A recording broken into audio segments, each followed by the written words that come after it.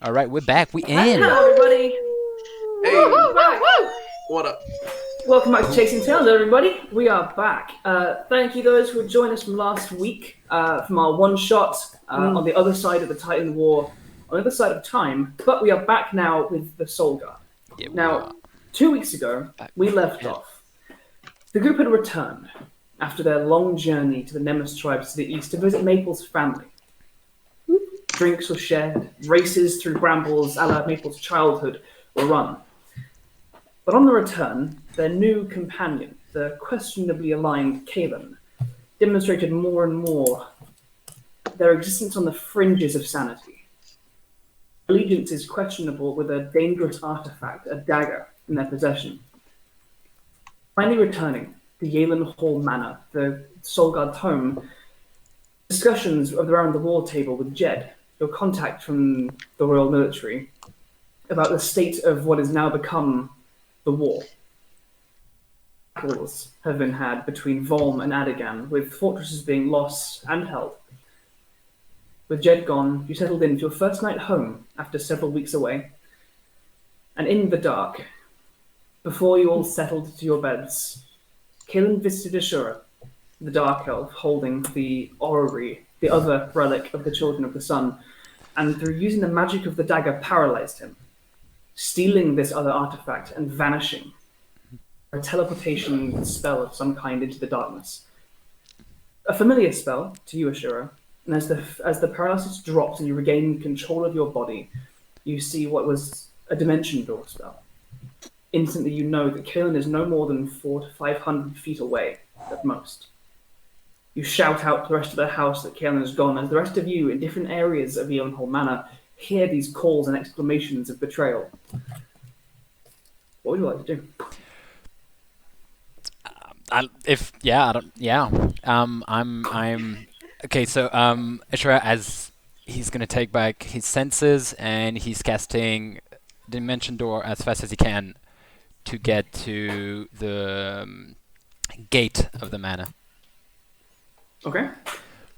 You step through a little whirling portal that you create in the air, and all of a sudden a cold wind hits you as you are outside in the night. Can I see The moon anything? shining bright above. Make a perception check. All right, plus 10 on that. That's a 15 plus 10. That's 25. As you glance around, standing on the gate, the road that leads back towards Adagan and in the other direction heads north towards Mouldering through the Clearwater Forest, you see no figures moving on the road. The night is quiet and is silent. And in the moments that you are almost closing your eyes and listening, straining for any sign, against the stars and moon-glowing clouds in the sky off to the north, you see a big group of birds. He runs in that direction. Okay. As So you teleport out into the night and begin running towards a sound somewhere. What are the rest of you up to? I mean, if he has shouted us, I guess grabbing my shit and running. Grade 9, y'all. Yep. Hope you slept well for an hour.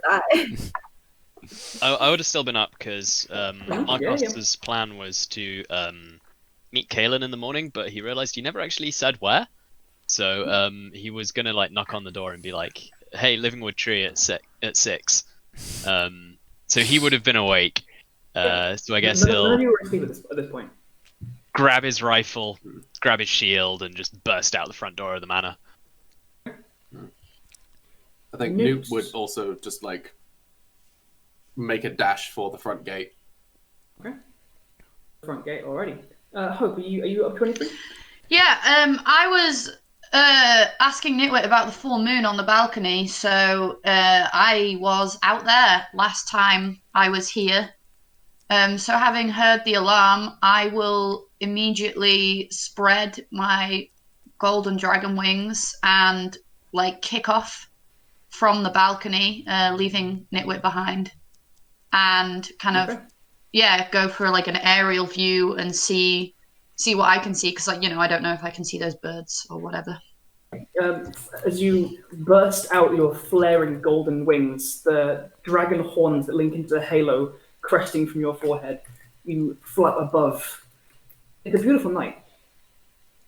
A cool wind is sweeping in off the lake. Its ripples and waves dappled in the half moonlight through the patchy cloud. Make a perception check, please. Yeah, will do. Is that all of us? Oh, Jordan, these new dice you got The me. three of you guys have just run out of the front door. Oh, yeah. Newton has started sprinting towards the front gate of the manor itself. You I'm going to use Tides of Chaos. Classic shit. Good beginning of stream. Still not great though. 14. As you fly up, the rest of you that just burst at the front door of the manor, you see the flaring golden glow of hope as you begin to rocket up into the sky. Hope, as you go upwards and you look out across, all you see is the drifting, rustling trees in the darkness. A silverish light crests across their utmost leaves, but nothing more. You with your... Yes, sir. So, sorry, this is just because this is a second action in a row and I didn't want to be detracting from other people's stuff. But this is also a little bit rude. Eldritch Blast does not require it to be a creature you can see. Oh. They just have to be within range. So I'd like to say a little breath of a prayer to Alizea, the very beautiful and very alive dragon angel man who has big, gorgeous wings that nobody will ever hurt, ever. Wings definitely attached to his body. Yeah, definitely. Good old wings. And basically just try to fire off 2 Eldritch Blasts kind of in opposite directions and see if either of them home in on a point as guided. Roll for attacks. Okay. It's a ranged spell attack, isn't it? So yeah, it's 120 feet though, so as well if I've only got 30 feet away from the house and Caelan is 500 feet away, we'll see. Oh, they were 2 awful rolls, guys. I rolled a 3 and a 4, which even with my spell mod, it's like not gonna beat Caelan's AC. It is the highest is a 13. So who knows? Maybe. It's a beautiful display. As the rest of you are running out of the front door of the manor, you see the glowing, golden, flaring glow of hope as you shoot into the sky, and then 2 little fireworks of golden light that then arc and drift and then fade. Not seeming to home in onto anything in particular. Sadness.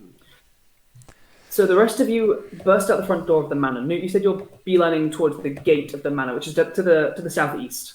Markos and Maple, what are you guys up to? Well, I burst out the front door. So I guess, seeing all this shit going on, I would do a quick survey of the horizon and then pull my scope up and try and see, I guess, where Ashura is heading off to, because I guess I would see him running from the gate. Full sprinting. Ashura teleported 500 feet away. Yeah, he teleported towards the front gate in the southeast, right? So to the southeast, the manor itself is surrounded by trees and by woodland. Oh, okay. So I wouldn't necessarily be able to see Ashura. He's not just down the drive.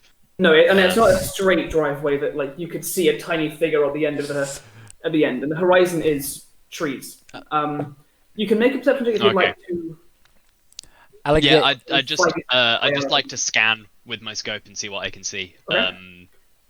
Would this be my favorite terrain as a forest? It is. It is also darkness. Okay. So I get double my proficiency, but it's a straight roll. Because the scope grants advantage. Yes. I'll say no, because this is not necessarily a perception check relying on sight. Being in darkness, you're not going to see a whole lot in darkness and trees. The things that you're trying to detect are further away. So you're more likely to get success through hearing. So you can make a straight roll with... with my favorite terrain. Yeah, with favorite terrain. Yeah, that's what I was saying. Yeah. Go for it. Okie dokie dokie. Yeah, just Where am I going? I don't know. Cool. Oh, and it's terrible. Naruto running with bow in hand. Indeed. Yeah, it's a 13. 13. You listen out. 13. You almost hear you almost convince yourself that you can hear the crunching of twigs, and your attention spins in a direction. There's nothing there to confirm what you heard was anything, or if that was indeed what you heard at all. But Two nice guys. Yeah, that sucks. Maple. Yes. Maple Markos stops outside and is looking around, Newt beelining towards the driveway. Yeah. I want to kind of run into the woods outside of the front door. Okay. So just do the same thing. Just like listen out, see if I can hear anything Make at a all. perception check. I can do that. Everybody in the front door just meditating just to hear anything. Everyone's run out. Just stop and just looks around for like 10 seconds. That was awful. 12. Jack shit. A similar thing. You, as you rush out slightly into the woods, you kind of look around. The only thing you see is Markos looking intently towards your direction. Can I call out Willow to see if he can see anything? He begins bounding out from the stables. Because he's a keen hearer. You can speak to beasts. So I can. So you have a quick nat to him, and he can make a perception. Make a perception check with our boy. His big old ears, beside his antlers. Okay. What's the other perception? Not that much. Okay. 19 for Willow. Perking his ears up, he looks back towards you, and Markos looks at Newt as bring away. Looks back. You guys unsure. Ashura. Yes. just screaming out. Straight running. And he is screaming out, Caelan! And just running. Then I'll say that you guys have run out of the front door with those perception checks. You don't hear any sign of Caelan. You do, however, just very faintly hear Ashura's voice screaming Caelan's name right down the end of the driveway, but his voice is getting louder. He's running towards you. So fucking sprinting in a direction, and you can just hear the birds went north, further north than the house. You went kind of the opposite direction and are now running back towards it. Okay. As you kind of running towards the gate, you hear that Ashura's kind of coming back the way he came. Do you want to keep running to catch up with Ashura, or are you gonna turn course as well? I think hearing that Ashura is coming towards him, he's gonna sort of skid to a stop, pull a 180, and then run back the way that Ashura is kind of going. Okay. It appears he's kind of coming back towards the house, but he's veering off the drive further north. Okay. So you had that briefly. I love the scene. He just keeps running towards the gate, hi, Ashura. Teleport. Wait, fuck. Did you find her? Nope. Okay. We'll find them. Oh god. Andrew, quick point. Yes. Can I cast a small fly on Ashura, on himself, on myself? Go for it. Cool. And he's gonna veer off. Well, it doubled your speed because I go 60 feet now per round. And he's gonna go up a bit just to get a better view. As you keep zooming forwards and upwards, you see Hope, kind of another flying beacon in the sky, and Hope, you see now Ashura kind of drifting, his clothes billowing in the wind, and you see his direction of travel. I'll say for the sake of brevity, you guys all kind of flocking to Ashura's direction, beelining in that direction. Yeah. Oh, cool. Ashura seems to know where he's going, unlike the rest of us. Yes, definitely. Ashura, can you make another perception check? Yes, I can. I don't have. Re-ascertain as you're now flying where those birds came from. I'm just gonna check my character sheet just to know if I have advantage, because at one point you have like advantage on a lot of things and you just forget. No, I don't. That's a 14. That's shit. That's a 4 for me. Plus 10. Okay. You start getting to a point roughly where you think you're near where those birds came out. Hope is now pretty much next to you in the sky, her wings flapping. The rest of the Soul Guard, Nu is like directly beneath you. The rest are kind of in a small line behind. As you listen now, you can mostly hear the wind. And for a moment, you feel a little bit stumped as to what you're going off of. And you hear a very, very, very, very quiet clank that sounds a little bit like armor. How far Down away? a little further down. Not very. Okay. Yeah. On the ground, North. Hope your hand is into air. Yes, Ashura, where? And wherever you point, Ashura, I will cast Sickening Radiance because it will make anything living glow in like glow gold underneath us, and they won't be able to benefit from being invisible if that's what they're trying to do. That's if they fail the con save, though. Oof. That's yeah. He just points. Armor sounds over there. So yeah, I will center it on where best I think Ashura's pointing and create a 30-foot radius sphere, trying to catch this unseen assailant in it. Okay. 30-foot sphere, you say? 30-foot radius sphere. Nice. Big brain plays indeed. But I need to roll wild magic, and I have used Tides of Chaos, so you know. And Andrew, we love chaos, guys. 30. Bigger than that. That's about 30. Cool. Doot. I hate drawing shapes in Roll20. It's so hard to like grab them. Yeah. Shapes? No. I'm trying to draw a circle. Not on any particular map, obviously. Just No. What map? No. What map? I don't know what you're talking about. Thank you. Any particular map of a battling variety? As you guys begin coasting down and you unleash this spell. Oh la la. Whoa. Whoa. Do you want me to roll a wild magic surge? Yes, please. Fine. Jam circle. I am. Ooh la la. A 62 on that one. 62. We love that. 62. Hold on. Ah, there's already someone. Maple has arrived.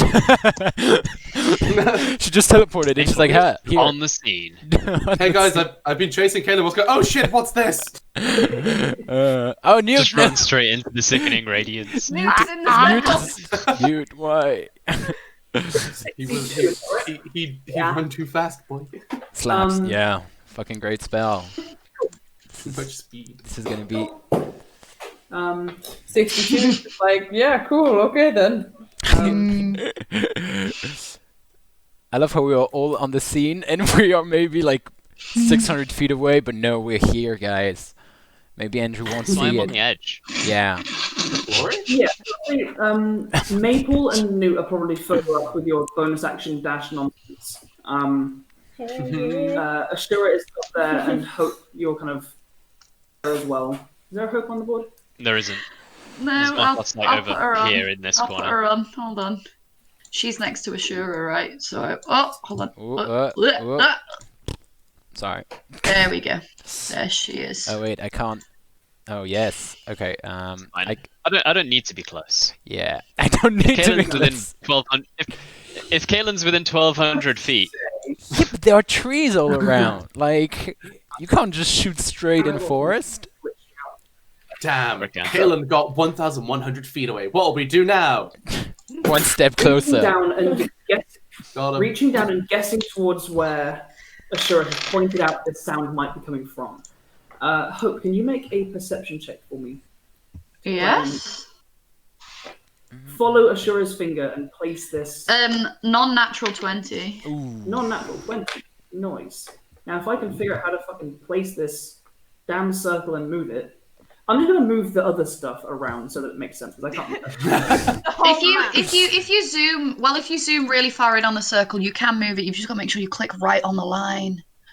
The ship I have doesn't learned move from through the Strahd. universe. It moves the universe around it. Yeah. As you begin to, are you guys descending as you Yes. pass that and begin to? Yeah. I will descend when a minute feels like it's close to being up because I don't want to fall from the sky, but otherwise I'm going to stay airborne.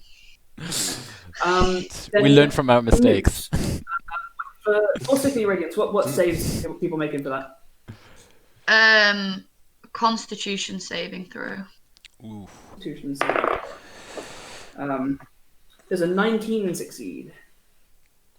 Yes, but I'd like to bend luck. Okay. Yeah, no, you failed. You got a 15. Whoever that is. Sorry, Caelan. Hey. Well, whoever. It could be a groundskeeper. No, the groundskeeper's in the house. We And know he has that. armor on. And he has It's random the armor stable on. boy. I've murdered the stable boy. I'm sorry. What were you He was doing in having the a forest? midnight tryst. With armor on. It's Hemlock. It's Hemlock coming back. Hey guys, look at my new armor. Can you tell me what happens to the person that failed? And whether or not They die. anyone else that succeeded? They die and they So- give back everything they've stolen. It's just If you fail, you take 4d10 radiant damage and suffer a level of exhaustion, as well as emitting a dim golden light within a 5-foot radius, and can no longer benefit from being invisible. Okay. So I will roll 4d10, I guess. Go for it. It's like If an you angry succeed, fairy you take fire. half Yeah. If you succeed, you don't take any damage. Nothing happens. If you succeed, nothing happens to you. As you begin to descend Ashura, Newt and Maple, you begin kind of catching up, and you see Ashura coming down. A little glow emanates in the trees ahead. Another little glow. A slightly larger glow. And you begin to see I need to grab Turns out there was a bandit party that was raiding our house when we were asleep, but we all got woken up. Oh, Jesus. Uh-oh. I was going to say, you just like sickening radianced a bunch of birds or something. A few small rabbits do keel over and die. Take some mammal meats for Maple. Well, meat. But you do also see glowing in a sparkling gold the familiar steel armor of Caelan in her hands, which are, even from this distance, visibly shaking. A dagger in one hand, an orb in the other. But standing just beyond them, you see a large horse, head kind of bowed, its large muscular form almost obscured by trees, almost to the point of completely being obscured, if it weren't for the flames wreathing its hooves and its tail billowing out from where its mane should be and almost like curling out little curls of flame and smoke from its panting breath. Walking away from the pair, a familiar dark elf figure to you, Ashura. Large plates of armor, a long katana-like blade at their side, I hate him. short, silvery hair, striding out towards you, and you hear a command in Elvish, spoken back tersely to Caelan. Mount up. We're leaving. I need you guys to roll some initiative. Oh boy. Yeah.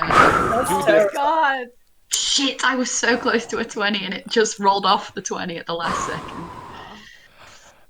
Come Being down, able Alex. to do this from an outside perspective rather than having to do it to you guys is so much less stressful. Holy shit. Yeah. No, you bet. I did that. Alex has 15 never been total. more intense, like intense feelings right now.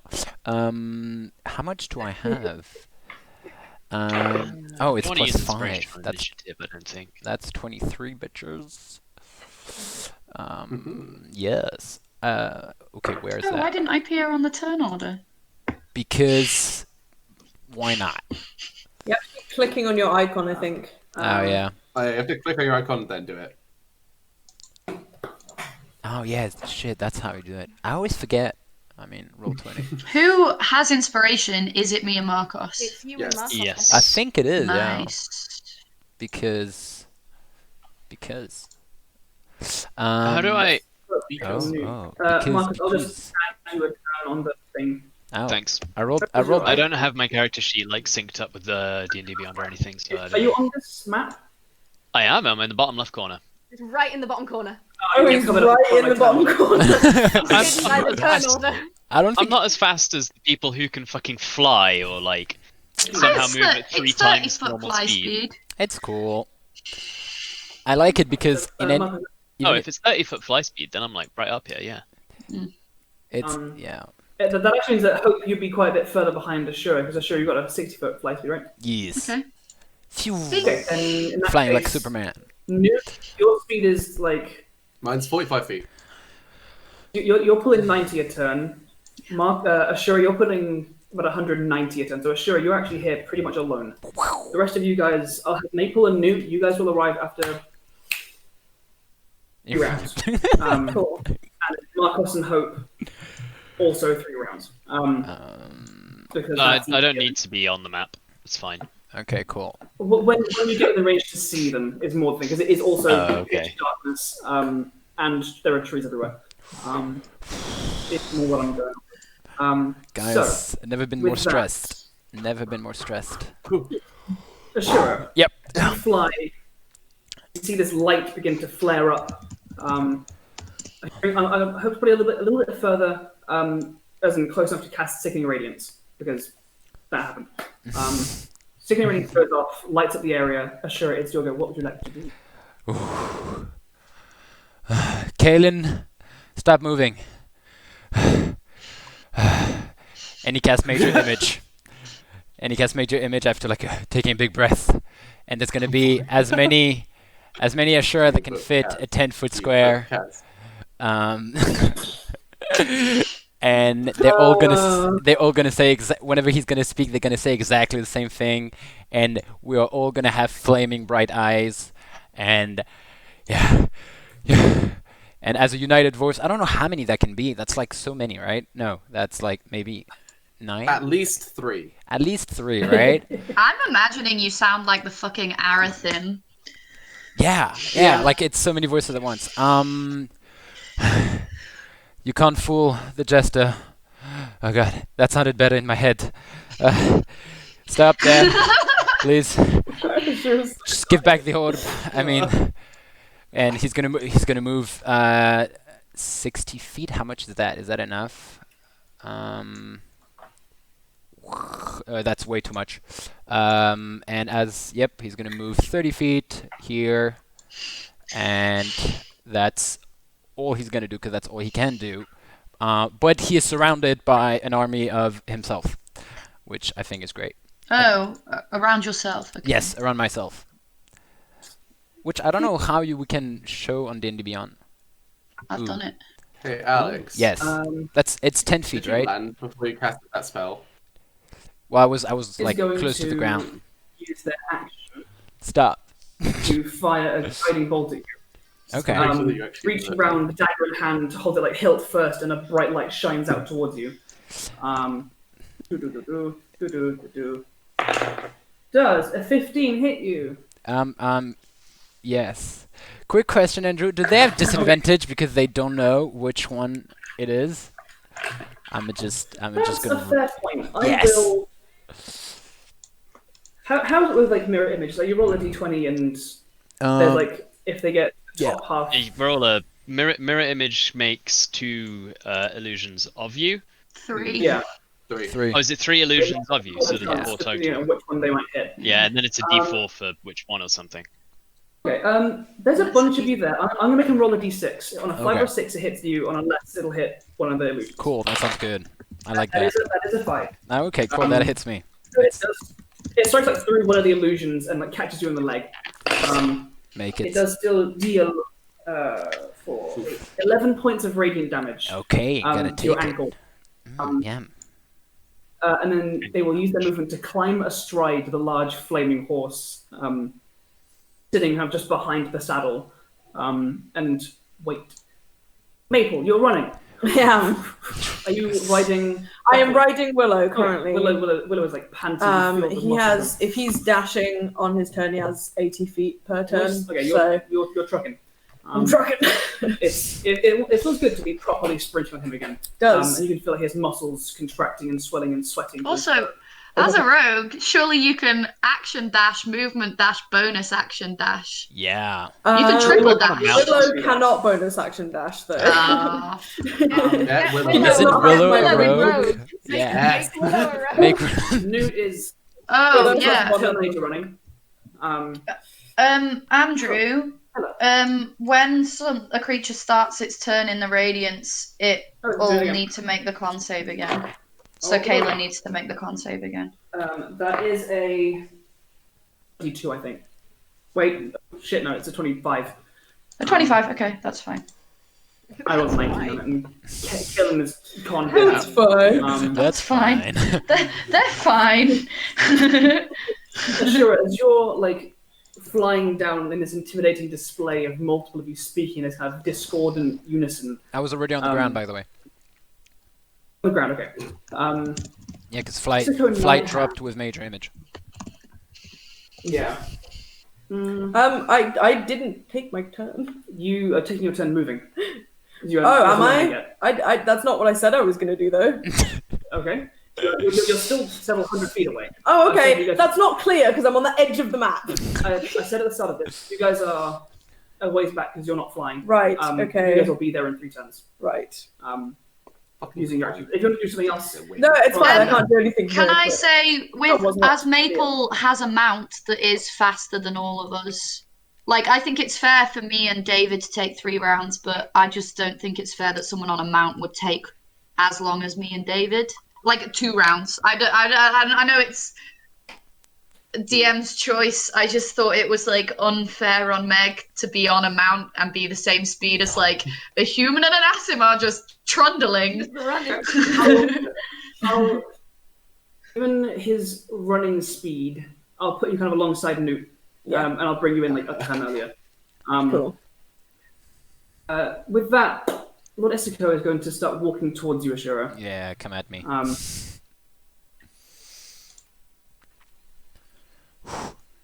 Oh god. I am stressing so much. You're going to make a real quick... I'm going to say like an investigation check to look through the image to try and see which one is you. Totally good. Totally before he good. does anything. I just want to see he doesn't know exactly which one is you. So rather than do anything else, he is going to, rather than drawing his sword, is going to reach out towards you. And you see the shadows around the trees begin to coalesce and billow like smoke and then form into a burning ball of flames. And he just throws it towards you. Reaction. No, reaction. Temporal shut. What is it called? Damn it. Okay. Ooh, yeah, temporal shunt. What save is it? It's, sorry, give me a second. Reaction, temporal shunt. It's a wisdom, please. Wisdom saving throw. Wisdom saving throw. That is a dirty 20. Nah, fuck it. Yep, no, he makes it. Nothing happens. His image like glitches ever so slightly and he kind of tilts his head towards you. A slight smile creeping up one side of his mouth. I need you to make a dexterity saving throw. Sure. That's a 19 plus whatever. That's a 19 plus 7, so that's 26. Yellow. Half the number of dice then. Half the number of... How many D6s? I literally played like a Death Knight last week. I'm guessing he's a Death Knight. Could you take 28 points of fire and necrotic damage, Yeah, please? that's a Death Knight. Okay, yep, cool. Yep. 28. He will use the rest of his movement to walk back up towards the horse and use half his movement to then climb astride it as well. He is on the horse. Looking down towards you, smouldering slightly among your many images. And they're all making doing... concentration. Yes, I need to make a concentration check. 14? Concentration. 14, yeah. That's a nat 1. They all disappear. But they're very dramatic when they do. They're very dramatic when they do. They all go, and they disappear. They like burn up in the flames like... No, yeah, but like, you know, like, oh, it hurt so much, no. Oh no, fire! Oh la la, no. Very French. Markos. Running, rifle in hand. Can I Can I see any of this now that there's like a shit ton of fire? Make a perception check. I mean, because it looks pretty clear, you know. The bit of the map, there's not that many trees. There's like, what, 2 trees between me and Caelan? In the 80 feet between you, currently, this map portrays fewer trees. So make a perception check to see how well you can see through them. Okay. And the rest Do I of the get- trees are still between you. Do I get the bonus of the scope? Oh, go on then. A. Better. So that is 18 on the die plus 11, 29. 9. you just managed to find like that one sliver of an angle that you see, like a tree kind of is fallen and like its roots half block it, and there is this perfect tunnel through which you can see little kind of bursts of flame and moving stuff through your scope. Hard to know which one you're looking at. Is it Ashura? Is it a horse? Is it Caelan? But there is an angle. Horse. Are you saying it sure looks like a horse? Can I take the shot? Go for it. I would like to take the shot. Would I be able to still take this angle if I was prone? Probably not. No. Okay, I will remain standing then, and I will take the shot. 2 of them, in fact. 2 of the shot. What are you shooting at? Horse. What I believe to be Caelan. Okay, go for it. In the hopes that my impacts will maybe cause them to fall off the horse. Okay. I have inspiration from last session, so I'm going to use that to re-roll that. Someone actually uses. Is this with sharpshooter or not? This is not with sharpshooter. So that is a lot more. That is a 29 to hit on the first one. And then the second shot is a 20 dirty to hit. 20 to hit. Both of those hit. Excellent. Cool. I'll roll them separately because I get confused.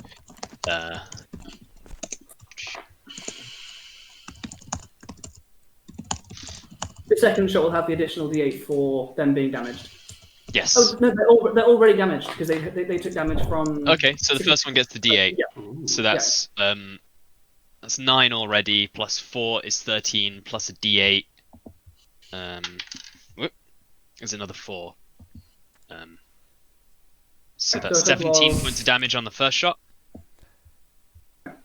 And the second shot is 5 plus 6 is 11 plus 4 is 15. Okay. These large explosions echo through the forests, and another group of birds from various roosting trees around all flutter into the night in this kind of instantaneous cawing cacophony for a brief moment.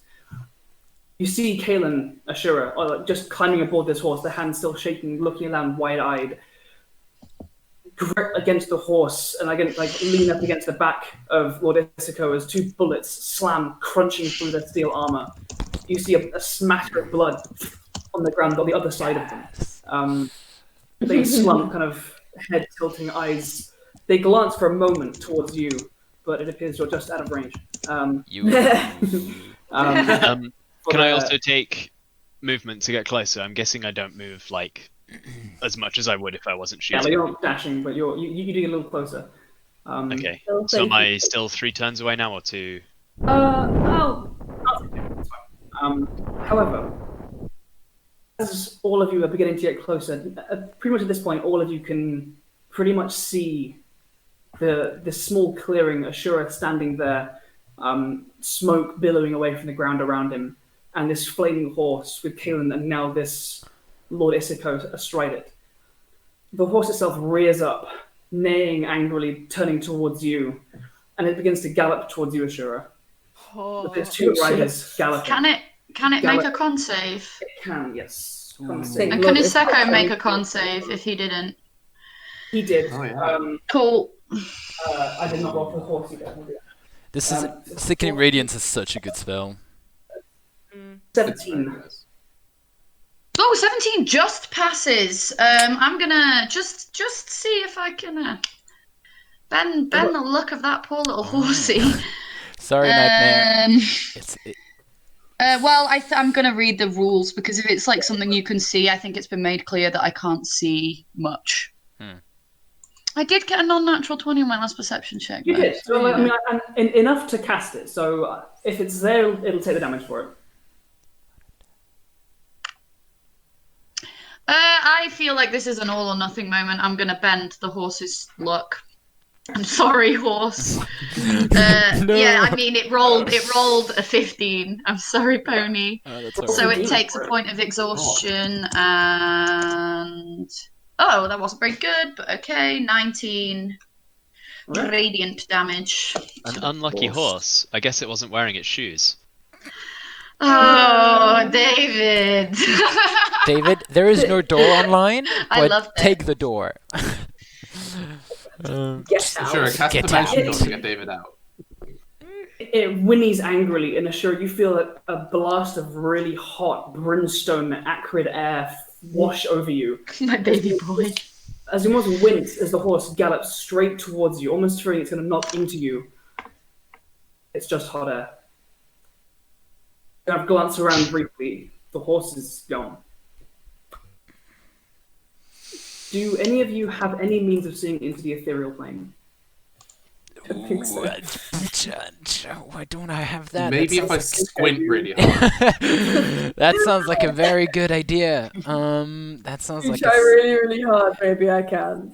My perception's real good, yeah. Are yeah. any of you native to the ethereal plane? Were any of you Well- born on the ethereal plane? Andrew, Something I now, didn't we tell you haven't about talked Markos' the whole backstory. Get my backstory real quick, guys.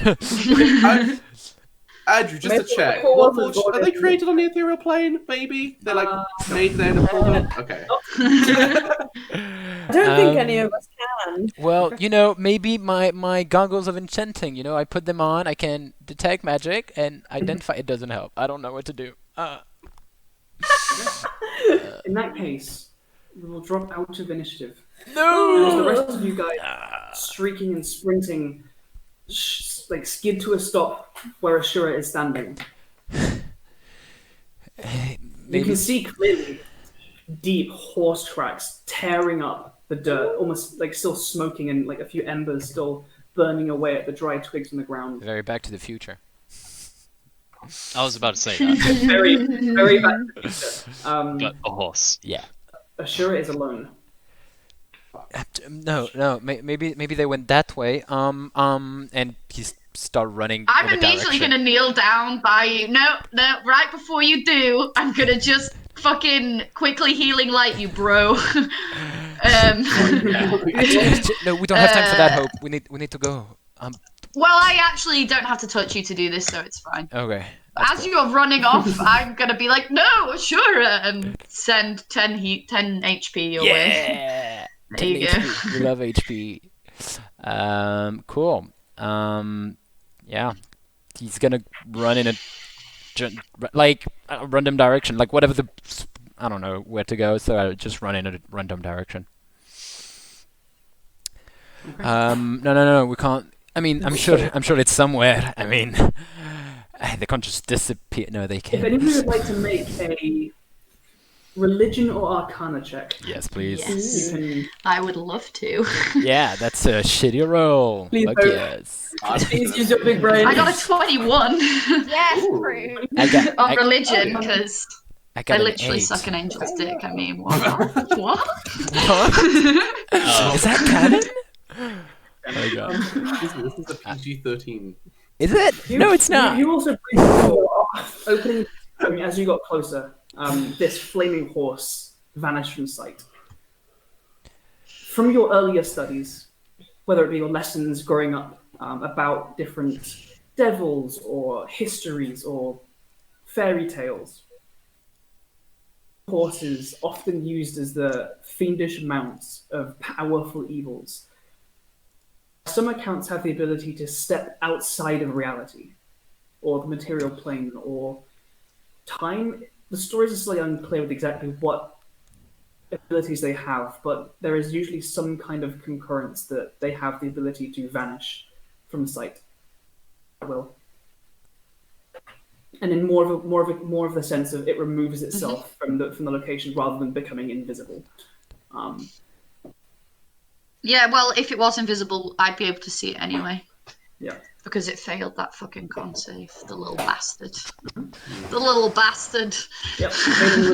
You would be able to see Caelan, and Horsey. Both, however, do not appear to be here. Fucking grr. Nope. Nope. Cool. Okay. What? I'm sure they're somewhere. Oh, fuck. Ashura, the horse tracks have literally stopped. You don't know that What for happened? sure. You know. I can see the horse tracks. Okay. But maybe this just means that like the horse tracks are invisible. You don't know everything, Newt. If Fuck. Look, sweetheart, if the horse was invisible, if Caelan was invisible, we would see them. They'd be glowing gold as, I don't know, Astea's scales. They fucking got me. I can't see them. They're not here. Like, then they're gone. And he's just gonna kneel down and just put his hand on his head. Does he feel a stubble growing through, Andrew? I don't think. Do I still feel like I am? What's your passive perception, Alex? My passive perception? It's 20. 20? Yeah. The very faintest stubble is present across your scalp. I would say 5 o'clock shadow on his head, but like Ashura's hair is white, so surely it's more like 5 o'clock frosting. Yeah. Hey, yes. It's I a guess. 2 p.m. highlight. It's a 2 p.m. highlight. Oh, 2 p.m. sorry. highlight. Everyone, for the last minute when I've been talking, I've been yelling. I completely forgot to RP that. Sorry. I assume a minute has now passed. When I yelled no Ashura, it was even uncharacteristically loud for hope. Interesting. Oh boy. Oh god. Oh shit. I screwed that up. Newt, I don't suppose you could lend me a hand over here, and I'm going to go over to where Caelan was shot, and their blood is on the ground, and try and pick up a sample of their blood, because I have seen someone cast scrying before. It was either Hemlock or Penny. And I would assume that having a bit of, I hope this isn't too meta, that like I would know having a bit of their body part would be very useful. It has been discussed openly before. Wait, Hemlock and Penny. Markos, can't you do your thing with the hand in the ground? You just do it and then I was just about to put my hand up and ask the DM if I could do that. Yes. God, please. Go for it. Yeah, I'd know that was a fiend, right? By seeing can this make a religion or flaming arcana check, horse. Make a religion check. You can make. Hope can also relate that she knows that it is a fiend. Okay. Okay, I will. I have literally written the word fiendish horse as my first note of the day, so yes. You can roll and get it or not, or I'll- Hope knows it and can say it. I'll like sling my rifle back over my shoulder, kneel down, and just kind of like Yeah, that. rest my fingers in just underneath the first layer of topsoil and moss, and burn a primeval awareness. Remind me of anything that pings up. Hell yeah. We'll remind you of what that pings up. That pings up Everything. Everything. aberrations, celestials, dragons, elementals, fae, fiends, or undead within 6 miles of me. If I'm in my favorite terrain, which I believe I am because this is a forest. You are. Reaching down, you feel the cool earth, twigs, grasses, ferns curl around your fingers as you become in tune with the natural magic that infuses all of this land. And immediately you become overwhelmed with 2 scents. But just here. Brimstone and flame. Smoke. And a stench of undeath. recently departed. It appears that there is nothing within 6 miles of you, but in the tracks in the ground just left, something powerful and undead and something fiendish were just it. Damn it! They're gone. They're gone. Not within 6 miles. Fuck! There is no way we'll catch them. Fuck! Oh, this is really bad. Oh shit. It is what it is. It is no use dwelling. I let them in my I room. mean, what? Like they just walked in my room and I was like, cool, okay, yeah, hey, we can talk. And then no, they tried to fuck. Oh, sweetie, I need to teach you counterspell, don't I? Oh yes, I truly You do need weren't to the learn only one that. that trusted them, Ashura. To be fair, I could have done something. I just didn't think of it. Oh god. Oh lord. You weren't the only one that trusted them. I didn't trust them. I was just. Yeah, I kind of was. Shit. I was Let just. them into your bedroom.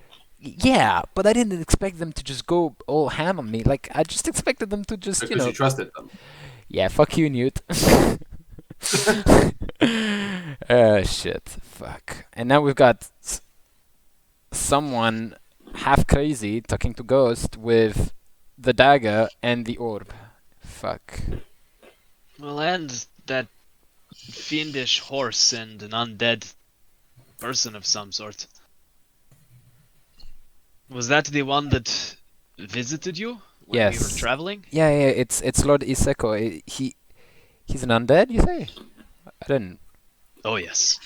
Who knows Very, this Lord is very, Seko? very undead. He's not a piece of nobility I've ever heard of. Or have I, Andrew? History. Yeah, I'll give it a go. Hey, man, a pie. Just He's, like, he's not a hello, name that I lads. recognize from my country, but you know. I'm going to use my insp for the day to try and learn this.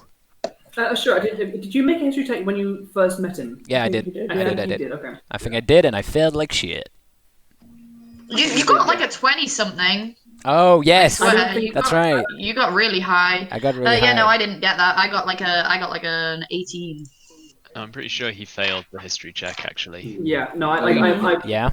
It's like a thing. I was interested to see whether or not Ashura would do it because Ashura has the best chance with them being a drow. But I believe they failed it last time. Very And, drow. and the name does not ring any bells to you. Fuck. A noble I certainly haven't heard of. You know the worst part I of guess it? being dead would really, Suck. you know, Yeah. How drop many, your noble heritage. I mean, how many undead nobles are there? I Is have- that a thing? I May don't know. not be a noble from recent history. I got a very powerful undead vibe. Do we get more Who power? knows how old they are? Wait, is the older the undead, the more powerful they are? That sounds. No, but the more powerful they are, the longer they can last. Yeah, fair. Generally, Hey. things don't like undead. Undead, you know, people tend to try and destroy them. Yeah, I think that's yes. No, that's I've heard of that. I think like that's a recurring scheme. People try to, destroy undead. Fuck's sake! What do we do now? Well, I don't know. Do you happen to have a tuning fork to the elemental plane of Earth? You know what? Actually, no, I don't. Yeah, so I don't think there's much we can do. I think we're all very tired.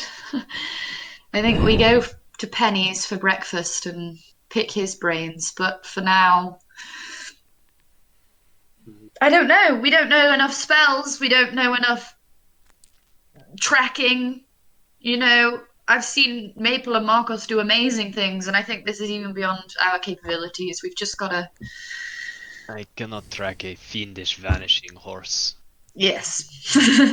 Yeah, I can track it until it vanishes, but then yeah. That's Look, that's the beginning. This is beyond me. Look, Me should and we you, head back to the Pendalion is first, a good at least. shout. me and Newt got this. if Hemlock returns anytime soon, we can maybe kind of try and see where they are, like we've done before. And I don't know, hope for the best. Sorry to name drop, I know.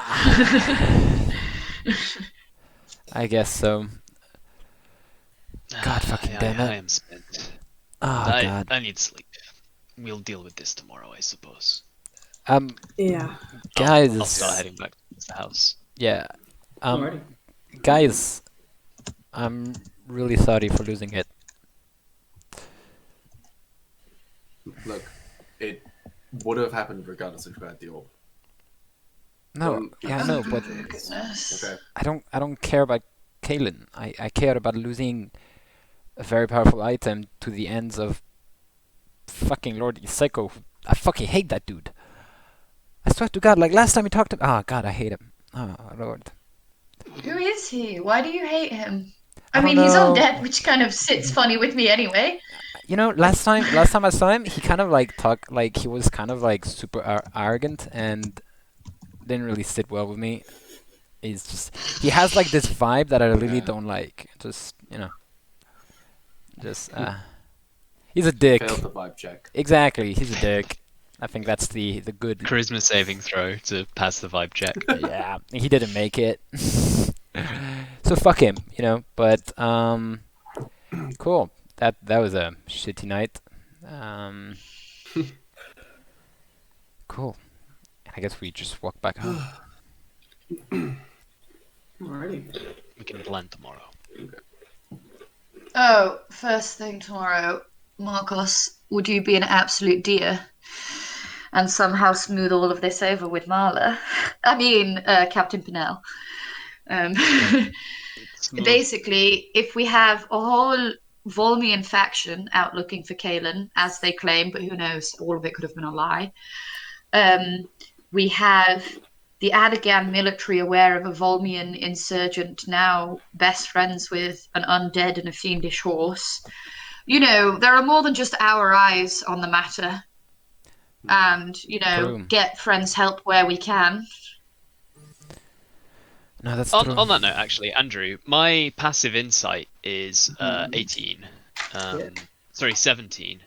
When Caelan mentioned that the Volmian military were after them, they looked, if I remember rightly from the role-playing, they did seem fearful. With my passive insight, would I have read that as genuine?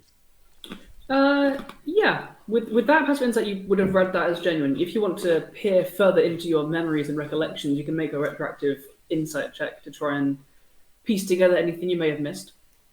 I would love to. Let me just run my mind back 2 weeks to that conversation. Yeah, just Sherlock words appear, and I'm like, valuable. See, this is why you should be new. Just press the rewind button on the back of his ear. that's a natural 20. Yeah, baby. Plus Okay. plus 7. 27 total. Good hell. Okay. So, winding back, taking into account their actions, how they held themselves, how they spoke, the different things that Ashura mentioned during their time together while you guys were at the Nemesis tribe. Best How week you saw ever. them act when it's all mentioned. And now this. You get the impression that they were very genuinely fearful of Von. Their proclamations of desertion and being hunted for that were, as far as they were aware, completely genuine. That was not the only source of their fear. While questionably aligned, and more than any of you, they gave credence to the whatever it was that was pushing them towards the children of the sun. They feared it. It was out of fear, not love nor devotion, that pushed their allegiance towards the Titans. It did. And I definitely feel like they never were coming around towards us. You get the impression that it got close. Okay. The moments where it got close weren't times that you were around them. But from what it sounds like when they were discussing things with Ashura at the beginning, you guys almost had them convinced to stand up against the So titans close. within their mind. But whatever happened while you guys were at the tribe pushed them back the other way. Yeah, Pushed them hard. a ghost could That say. damn imaginary friend. Yeah, just a ghost came to say hello, and then boom, beam bada boom, and we got here. Well, you know what they say, hindsight's natural 20. Yeah. Wait, oh my god, I've been doing the saying that wrong this whole time. Okay. Cool. Ooh. Yes, we will need to tell Captain Pinel about this. She was my captain. I should break the news. Well, So maybe also, be more understanding coming from someone who served with her for so many years. I suppose maybe I don't know. I know we fell for a duplicitous trick, but I felt. what I will say is, I mean, we all did, Ashura. fell. It's not all on your shoulders all the time, sweetie. And hey, your eyes—they look great. They're back to their normal color. Are they? Is that? I started kind of liking They're not it. doing the glowy thing anymore. Yeah, but now I'm just sorry. bold. As I was saying, basically, when you look at this from a tertiary perspective, a Volmian agent came, knocked on our door, claimed panic, claimed madness, and we pitied them, which perhaps was an oversight on our parts, but that is no bad thing. And then, you know, they betrayed us, and I don't know, maybe Marla will see it as an act of war from Volm rather than idiocy on our part. Probably a mixture of both, let's be honest. I will take that hit. The way I see it, we were following up on a lead on our own matters in, well, Yeah. I mean, I guess all of Ivantos's matters, but at least we were following up on our own lead in our own way, and it went badly. It's Yeah. No, Markos is they will not right. be pleased to hear this, but it is what it is. Also, they We should cannot completely afford- remove us from every information gathering mission Yes. book card they've ever had us on. Like, we suck at that, like, so bad. I don't know why they told me we could do it in the first, like... We are, like, not good spies, like, at all. I don't know why the RCC even want us. Hey, that tracking mission will be good at Yeah. finding a dragon. Yeah. And that party, I was excellent. Yes. It's not my fault And that if my they ever- birthday party was ruined. if they ever need a military leader taking out from a long distance, or taking out with arcane prejudice, Or I mean, with a you know what I punch. mean. Or with Or punched. or They can be with punched. glowing radiant fist, or with or a hammer, an axe, a hammer, or daggers, or mushrooms. Mushrooms! Mushrooms, Mushrooms. indeed, yeah, mushrooms for sure, for sure. Like a bunch of mushrooms just die, you know, just like up in your nose and Goodness. stuff. God, yeah. So what do we tell Hemlock about all of this? I mean, I don't... Like, Hemlock might only be 20, but is perhaps the most mature of all of us, and I honestly am quite embarrassed by this whole malarkey. You But know, honesty's the best policy, as they say. or I got a plan. Or we don't talk about it. You know, we just lay it out. We're just like, oh, the orb, we just lost it in a river. Sure, I've spoken to you before about not talking about Yep. things. But like there, It's not how you keep the squad together. Okay, but it's okay. All right. We'll just tell her that, you know, someone came, said hello, took the orb, got out. Doesn't need to. We'll tell her what happened. Ah, damn it. Okay. I'm going to bed. We won't leave out any details. If it might turn out that Hemlock spots something that we don't, after all. And if we need Hemlock to do a little cheeky scry, I think Oh, that's the useful. more information, the better. I mean, it's kind of a sad story, but I don't think it's that bad, right? No, a scry. Oh, goodness. Well, I hope you're ready to see Hemlock again. And I'll give you like a very like sisterly pat on the back.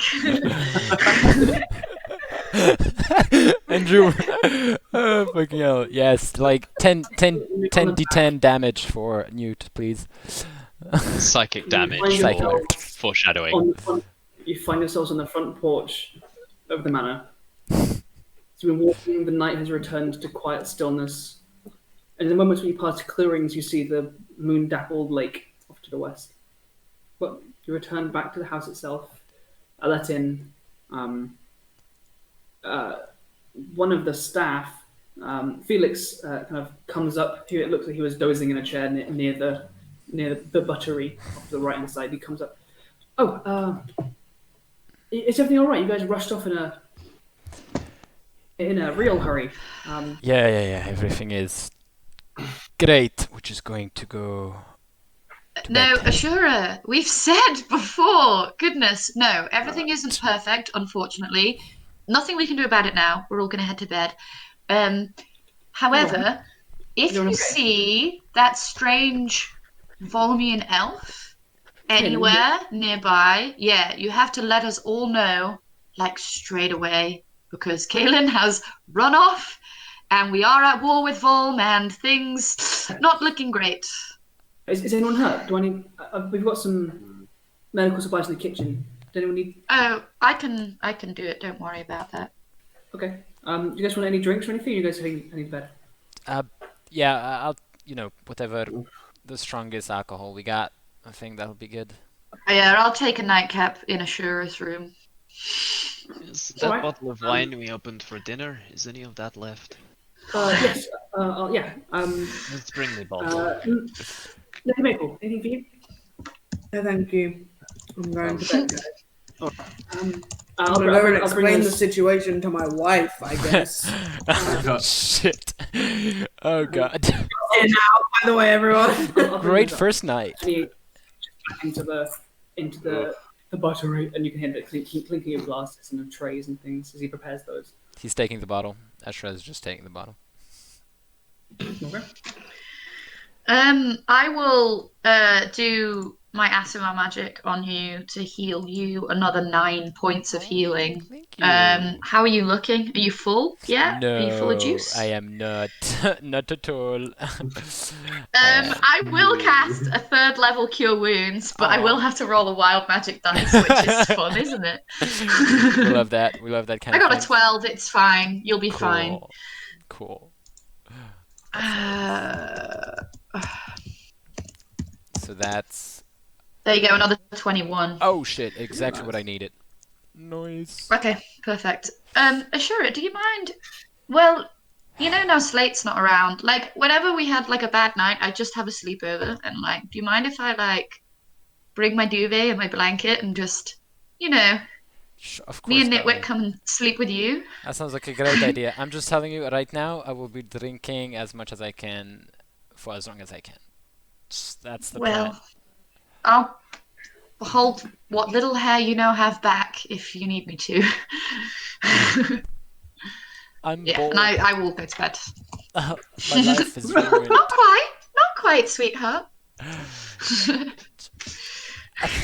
You know, like before it was like it made sense. You get like, oh, you control an orb that can destroy the world, but you got bold, and I was like, cool, okay, balanced. And now it's just you're bold, and I'm like, fuck my life. It just takes a big swing. I'm just gonna let's just go drink and sleep. I don't know. If you hadn't radiant sacrificed your wig, this wouldn't even be a problem. Yeah, I need to go buy I'm sure one. me and Ashura can chat shit all night long. Yeah, so I'm just gonna be like, end to this here. Mr. DM's great, but while we were walking back to the house, did it look like the ground underneath Ashura, like all the plant life was still dying? It did not look like it was dying. Yeah, because his eyes are not bright anymore. Yeah. Just wanted to make sure. Cool. Whew. Alrighty. Alrighty. You did not see Caelan's eyes glowing, and the hair was intact in the moments that you did see them. But you do have blood. Cool. So the rest of you guys are just heading straight to bed. I mean, I guess I'm gonna go back and be like, "Hey, Hey, Marigold, obviously a little worried after you ran out of the building. Yeah, I assume we will have obviously filled her in on like all the stuff that was happening before with Caelan because she was traveling with us. Yeah. Or like at the very least, I will have done. So I will just explain what's just happened.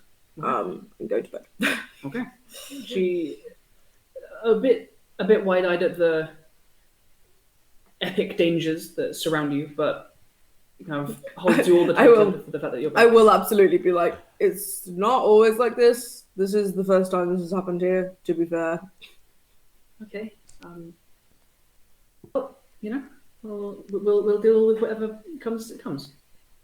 You kind of like hold tight for you being back safe. Nice. Everyone else just hitting the hay? Hitting that long rest button. Hit that long rest button. I dare you. Yeah. I dare you. I No, will. don't do it. What? Long rest. I did it. I'm insane. Oof. Come on. Okay. Oh, boy. Oh my god. I think Newt's gonna go into the garden and just like chill there for his long rest. Okay. Click that button. Oh god. Well, that was It is now the 29th. 29th of what? Ew. It's a month. Okay. It is. It's the first of Umbrea. Umbrella. Ooh. I've got us Jeez, coming back on the that. 28th. So you Yeah, arrived we on came back on the the 28th.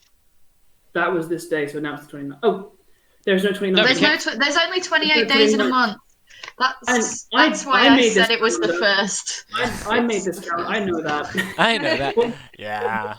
This is right there. I know that. Umbera. Umbera. Nice. I made this calendar. I know what I'm talking about. Cool. I made this world. I know exactly what's everything in it. Where is it? And everything. So, Okay. you guys awake the next morning, have a headache, but you are clean. With Hemlock, with Hope's magics keeping you clean through your drunken stupor. You rise. It is a blue skied day. What would you guys like to do? Question for the DM and Queen Katsumi. How bad of a headache does Ashura has? I think one that you'd expect to last no more than like an hour or so Cool. into the day. All right. Cool. What do people want to do? Because Well, I thought our plan was we go speak with Pendalian, have breakfast Yeah. there, Oh yes. good waffles. Good waffles. Also, he is versed in the arcane more than I think. Maybe aside from you and Hope, Definitely is. not many of us are. Yeah. You know what? I am definitely up for some good pancakes and waffles. So let's just hit it. Yeah. Alrighty. As you guys exit the manor house and begin heading towards the newly instated plane hopping inn that is the Penny Inn, you notice on the driveway walking towards you guys a familiar figure, large sack across their back, their lithe figure and pointed ears. Hemlock, returning in the morning. Ooh. Hope is gonna immediately awkwardly hold everyone back except Newt. Like very try and subtly be like, guys, let Newt have this. Isn't it? Wait. Isn't it weird if we don't move and we just? Okay, Newt, you go. We're just watching you now. Because if you, I'm imagining it's like if were like, say they were like from a same family, right? Yeah. You'd let the mum and dad hug, and then all of the friends would come in like a second or two later. Right, okay. I'm not saying we don't say hi. Well, we just say hi saying we later. let them have the first hi. And so for hide like behind any bushes. yeah, exactly. And for 20 seconds, we just look like at they're all them. pinking out from behind Nick's shoulders. We're just like, now kiss. Come on, now, kiss. Okay. Now kiss. All right. Yeah, I think we just like looks over and like stops for a moment, like, wait, and then after like that brief pause of oh shit, that's happened, it's gonna like immediately go straight over. To I'll Hemlock. kind of like limp run over and give Newt a big hug. Big squeezy hug. They're so cute, aren't they? Yeah, are they kissing? I can't see really well. As you do it, you would notice, I think, a very, very slight wince in pain from Hemlock. Just very slight. And then she pulls back with a big smile. It's, hey, everyone! Hemlock! Hey. How is everyone? It... God damn it, Alex. Well, we're about to go for breakfast at Pendalian's, and we have a lot to update you on. So perhaps if we update you and Pendalian both at the same time. Of course. I hadn't really had time for breakfast this morning. I came straight from... I've been travelling for a while. I'm looking seeing your face. How are your mum and dad? They're fine. They're fine. They've settled back in now to Leversuda. We've set the shop up now as more of a house for them. They promised to write. I don't know how long they'll stay on the island. I don't know how long they can last without getting back on boats. But we're messages away, and that's far more than we've had for a very long time. They're fine. I have a few things to tell you about as well. So let's just go eat waffles and Yeah. I'm so happy you're back, Hemlock. Go. This is the face that everything is now back to normal. Yes, I still need alcohol. Your accent was horrific. Please. How was Maple? How are your family? Oh, I will like bring forward my wife and be like, Hello. Hi. Find out yourself. She's right here. Shake a hand. Yep, I'll shake her hand. Lovely to meet you. I heard a lot about you when everyone was about the tribes. I've heard a lot about you as well. I can't wait to get to know you better. I was told that we would get along really, really well. I've heard the same. It sounds like we've got important, dangerous things to discuss, but when we've kind of gotten through all that nonsense, you can come. I've been trying to get some bees going in some of the nearby trees, see where they're taken. I would love that. I'll have to take you into my workshop. Has anyone been in the apothecary lately? No. Don't think so. Don't go in. we're all like, Okay, don't go in for a bit. It's all fine. Okay. Celophode's in there? Yeah, I don't know. Goodness! I don't think he moved. Goodness! What? What's the problem? I don't know. It's going to be so disgusting. Yes. Fine, I can deal with it. Hey, there'll be some fun new fungi. Exactly. It might smell bad. Oh, no, the it might just smell smell. bad for a few days, but I Did can deal with that. Did we like the rotted squid? Oh no, Markos, why does you have to give the image? Know that for certain. This is squid. Squid. I'm just thinking now the. I come Oh my from an god. island. I come from an island. It smells like bad fish there all the time. It'll be fine. It does. Aren't you from Maldron? Aren't you used to be bad fish? Yeah, I didn't like it though. That's fair. Oh goodness, the places I went at Maldron certainly did not smell of bad fish. Well, you didn't live by the docks. It's like yeah. Fair. I just shrug, I guess. When your family makes ships for a living, yeah. You live near some of the smellier areas of town. Alright. Long of walking this kind of coming into summer. It's getting warmer now. There is still patchy rain, as there is most of the time now and again. But this morning is clear and is dry. And shortly there is a ding as you hit a bell from the door as you enter the Penny Inn. There is a small lyre kind of floating in the corner of the room, playing a soft, very kind of quiet ambient melody. Wow, it's super late in summer, to the point where it's autumn. All these times that's Almost like September. Yeah, there's a lyre in one corner, floating along, playing its tune.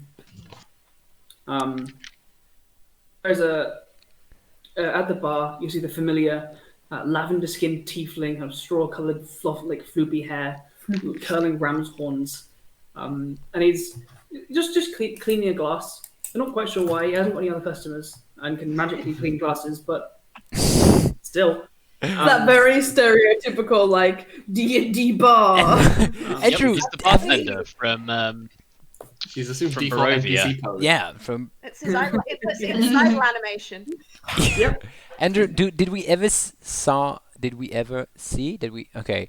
Has any? yeah. Yeah. Did we ever see like customers in the bar? No, never, right? Currently, no, as the bar is on your private estate. Yeah, exactly. Okay. Yeah. Yeah, because you said like there's no customers. I was like, yeah, it's like next to our house. Like what? We are the only one possible. And we don't pay him. And we don't pay it. So we let him stay on the property. Hey you. Tired. Come in and get some coffee. Oh, that Oh, sounds. no. coffee, yes, please. Coffee sounds like a great idea. We Wait had for a over his eventful shoulder. evening. Hot starts steaming. So please come sit. I have some good news on my end. That's. I'm almost ready to leave. Oh wow. Let's come sit. Maple, how was your family? Good, yeah. Mostly. Wonderful, wonderful. This That's my wife. Markos. He kind of comes, he like waves My the wife. top of the bar. Her hand goes back behind the bar and takes a seat. A bunch of coffee mugs float from the back room and place themselves down on the counter. There are higher stools by the bar for shorter races. You look like you have much on your minds. You look very distressed. A lot happened. The gnome tribe were fantastic and everyone there was wonderful, but other stuff went down. And like, I assume with the chiming ins of everybody else, we can just relay the last Everything. however long without, yeah. And how am I Yeah. supposed to track a fiendish horse that just vanishes? And at that point, I was just saying, maybe, And I finished my coffee. yeah, and yeah, and we just got to sleep. That's pretty much it. And then we came here, and then we sat down and we started talking to you about. Yeah, I think that's. Sure. Yeah. No, it's full circle now. Yeah, it's full That's circle a now. lot. That's a lot. I've been gone for less than a month. Please don't ever Wow. leave us again. Please don't ever leave us again. It was the worst Please don't. time I've had here. Please don't. Maybe. But, I mean, you've been with us for a while. You know what we get up to in Yes, but a few that's days. that's Like, something else. Yes. Oh, We destroyed an entire Mind Flayer insurgency in like 6 weeks. yeah, that's Look at what we can do in a That's month. true. So great. Look fast. So great.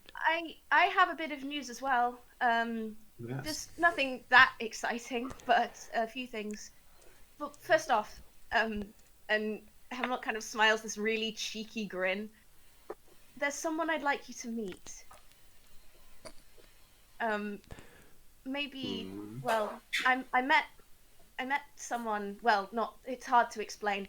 Here, and Hemlock kind of reaches into her jacket, and as she kind of pulls her hand out, just sitting on the palm of her hand, no bigger than the palm of her hand, is a tiny little green frog, and Ah! coming out of its So back, cute. growing apparently just straight out of its back, is a little fly agaric mushroom, and it looks a little bit like a Bulbasaur. And it's Holy shit! It's a Bulbasaur! Bulbasaur! It's a I'll Bulbasaur! It's a little Bulbasaur frog. So it's a cross between a Paras and a Bulbasaur. Exactly. We're talking Pokemon here. Yeah. That's And so I'll cute. place- when I was back in Levasuda, I was cleaning up the house, cleaning up the garden a bit, and I found her, and I'll set her down on the table. She'd been attacked by some birds and was not very far from exiting, and I healed her up, and then she hasn't really left me since. Was the mushroom? That was me. No, that was me. That was how you did the healing. Yes, she'd been, some seagulls had been set upon her, and it wasn't a nice sight, but I did some healing, and then rather than it just healing over, the mushroom grew out of it. Her name's Lily, by the way. Oh, that's cute. Is that like healthy to have a mushroom growing on your? I guess with you it is. I mean, she's been fine so far. And She that's may be a little bit of a. She may be kind of I don't know, a little bit of a zombie. I'm not sure. I haven't really tested it out yet. Okay. Can I... Yeah, Primeval Markos. awareness. Primeval awareness on Just the a frog. small, just a crumb of primeval awareness. You sprinkle a crumb of primeval awareness. It appears this small frog, I believe, trying to counts as avoid a fae. Spending a spell slot. Well, it's not. I don't know whether we decided that it was like a summoned find familiar, or whether it was just a frog that I healed that is now kind of undead. I think it's like it's got a crumb of undead there, but it is a beast. So like primeval awareness does not ping up it as anything special, other than a little whiff of like a crumb of undead. Yeah, she's not quite. She doesn't talk. She doesn't cast spells or anything. But It's a frog. It's a she's- frog, Hemlock. I am hoping that beautiful. it doesn't. well, we have a fox that talks and sometimes summons a unicorn. It's like Still not used to that. Yes, that's still weird. It doesn't. It's not. If the frog did it as well, it would be even weirder. Yeah, you can't. He can hear you. I'm just saying it's like You like can't out just of the. call him weird. No, not him. It's a weird occurrence. It's not. It's like. Nitwit, don't listen. Don't listen to uncommon. Ashura. Ashura's mean. No, I'm saying it's like 1 in a million. It's a great thing. My mom used to say I was special. Same thing. Nitwit, what he is trying to say is that you are unique But that's exactly what I said. and special. No, of course it's Yes. Newt, that's Fox kind of like It's more how you sticks said its head it. out of the little Shut up, Newt. muff of like looks up. I know I'm unusual. Yeah, but like in the best way. Yes. Absolutely. Unusual is neither inherently good nor bad. I haven't Thank met you. anyone. It's just a factual You thing. are a very wise young man. Yes. We need to send this Would you box like to some the school. pancakes? Oh shit. And he kind of like hops out of your pocket and kind of jumps from the floor onto a stool, which is higher than you've seen the little baby fox jump. Little boy is growing up. Has he learned Bit like to this. spell jump? He has learned jump. He can now cast. He gets onto the bar top itself and kind of sits down, kind of sniffing the fox. What a cutie. Pendalian continues. Well, that's sounds like you got yourself a familiar there. Keep hold of it; it'd be useful. kind of pick her up and put her onto my shoulder. Before I start addressing the absolute tirade of insanity that was laid before us, did you have anything else, Hemlock? I don't want to cut you off. There was one other thing. Well, I told you before when I went back that one of the things I wanted to do was talk to Captain Malice about everything that's happened. You know, I feel like it's important that he's aware of what you've all done, what we've done. And I did. He's very grateful for the work with the Flayers. And this talk that we had wasn't just a one-way exchange. And Hemlock goes and rolls up her right sleeve, and on her arm is branded the same brand as the one on Newt's upper arm. Oh, fuck! So It looks fairly new, and has obviously been like treated by her, and has like some pulsins and some clear bombs that have been put on it. Hemlock, Welcome to the club. are you a Indeed. pirate now? Is that I think so. There were a few things yeah. that I had to do to become part, or to earn this. You know, no? nothing too bad. Nothing too bad. I Nope. got a bit of a talking to from the captain about being afraid of things, and that I shouldn't have to be anymore. So I had that. He asked me to do a few things, which I did, and yeah. So I have a question. What sort of things? That's also one of my questions, Hemlock, but I have other questions. Sorry, too. Ashura. No, that's fine. Go for that one. I hope it's a really good question. I have others. The ones of you that have been to Levasuda, you know, it's not the most, how do you say it, wholesome of places? We've done crime, sweetie. Yes. Yeah, Crimes? I'm What aware. is crime? I don't know. Is that like We a new have cookie? done crimes. We have done We have done crimes. crimes. It's like a new There are- cream. There are some people on Levasuda that, you know, abide by its rules. It's not necessarily laws, but abide by its rules and play nice how they should do. There are some that don't. There are quite a few that don't, actually. One of the reasons why I never told you exactly what I could do before you welcomed me to the Selkie was because some of those people who never quite respected the rules started spreading rumors around about me from when I was very young. That I was cursed, that I was a witch, that I was a hag, and those rumors have persisted. Those people who spread them were also known to not necessarily respect the captain as he would have liked. There was one man in particular who had been taking more than his share and bullying his crew, disrespecting people on the island in ways that he shouldn't have done. Captain Malice asked me to deal with him in any way that I saw fit. So I got talking to his crew. See, something I've learned is that there's always going to be certain people that some people talk to. You know, people always talk to shopkeepers. People always talk to preachers. Turns out a lot of people like to talk to herbalists and doctors. Yeah, I didn't know that. I found out from his crew they would come in for seasickness or wounds or things like that. I was chatting to his crew, you know, how does your captain treat you? What's he like? Found out he was quite scared of rats. So I turned him into one for a bit. You That's know, amazing. Heavens, yes! Okay, I can see that going on. That's found him out in a local tavern. He was being cruel, being a bit of a bully, thinking he owned the place. I talked to him. He said some unkind words, and I turned him into a rat for a bit. cool. That's Yeah, fuck for him how up, long? Hemlock. For how long?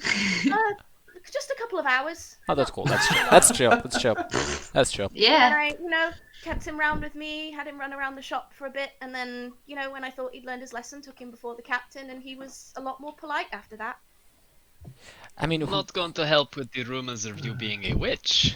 Oh no, No. not at all. But now people aren't saying it like a cruel thing. They're It's just like, No, oh, they're she's a saying witch. it's like- she's not, just, oh, she's we just think a the witch. It's like you know? factual. It's more like, oh, it's not a rumor good way of anymore. earning It's just respect, true. though. Yeah. Yeah, They didn't. At least they have some kind of respect for me now. which is always good. Interesting. Which is always They good. should. Maybe keep the piracy thing on the lowdown. absolutely. when we're being according to the king. according to the RCC, I'm legally from Echo Brand, so just as long as this stays hidden, and I'll kind of roll my sleeve back down. Nobody has to know. Long sleeves, yes. Long So, sleeves. so just to bounce back on what Markos is saying, and I feel like, and you know, it's great. You're now like a pirate. Isn't Captain Malice like doesn't have like he has a devil and is like not super great? I never know, cause like we got different opinion on this. I think I've never met the man, so He that- does. He's a commanding man. I don't think he's evil. He's powerful, to say that for sure, but he's shown me tolerance, kindness over these past few weeks. I think he's a man that wants to be respected, and that has the power to ensure that he is respected. Fair I've enough. met the creature that you talk about. It's completely under his command. It's not violent unless he asks it to be. fair enough. I was just, you know, I don't know the man. Everyone has been talking about him, and you know, it's just if you think it's fine, it's fine. I think it is. I wouldn't know whether it's fine, but it's under control.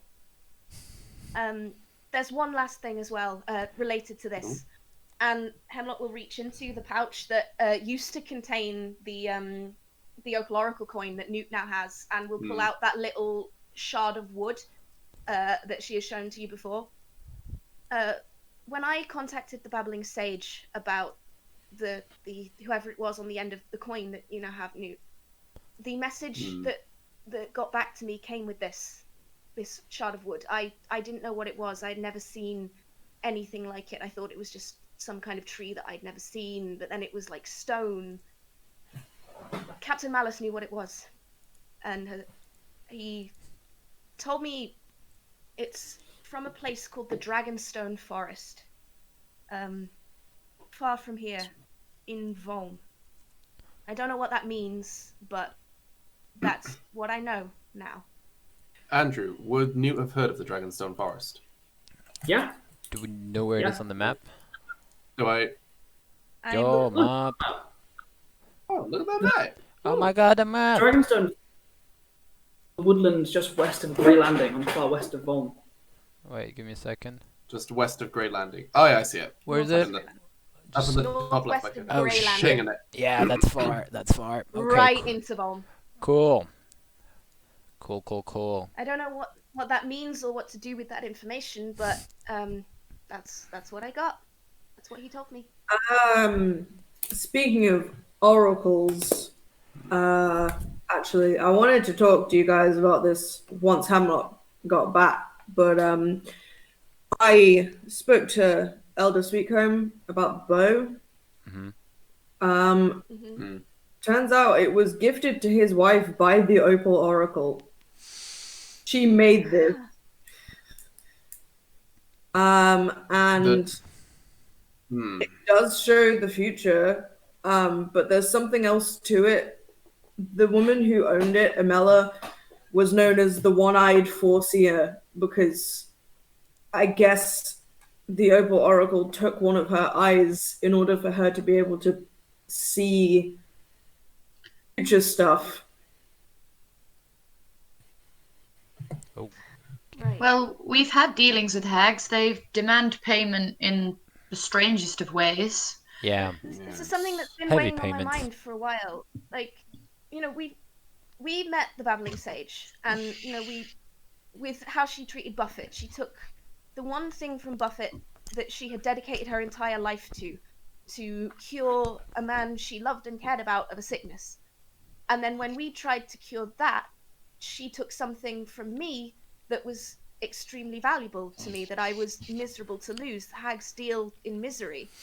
Why then is someone like the Opal Oracle giving so heavily and taking what seems like not much in return. Of course, please don't understand, losing an eye is a lot, but having a bow and the ability to see into the future, we paid for that.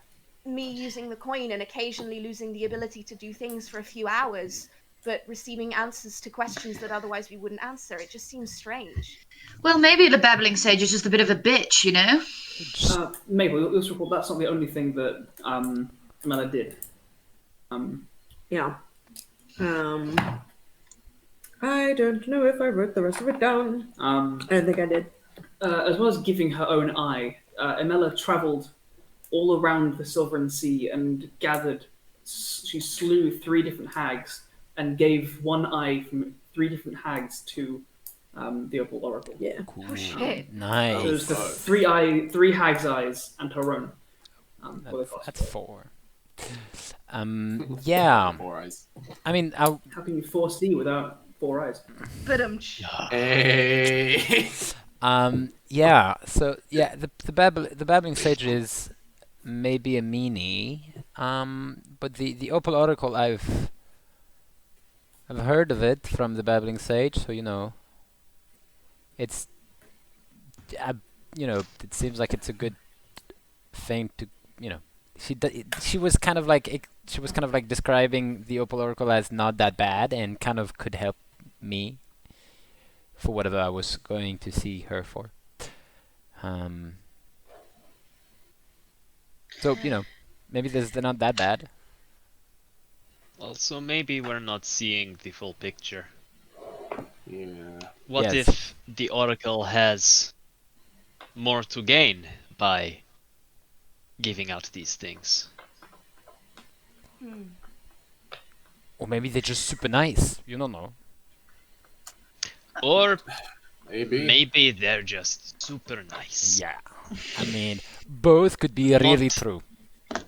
Not in the stories I have heard. But then again, they are stories. Yeah. Yeah. We have seen a lot of strange stuff.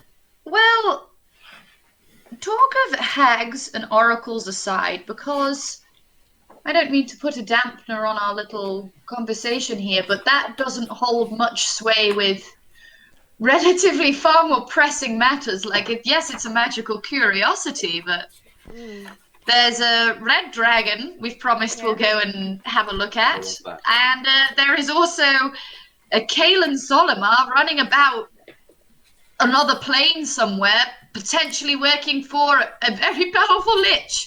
Yes. So, Undead at least, not necessarily a lich. No.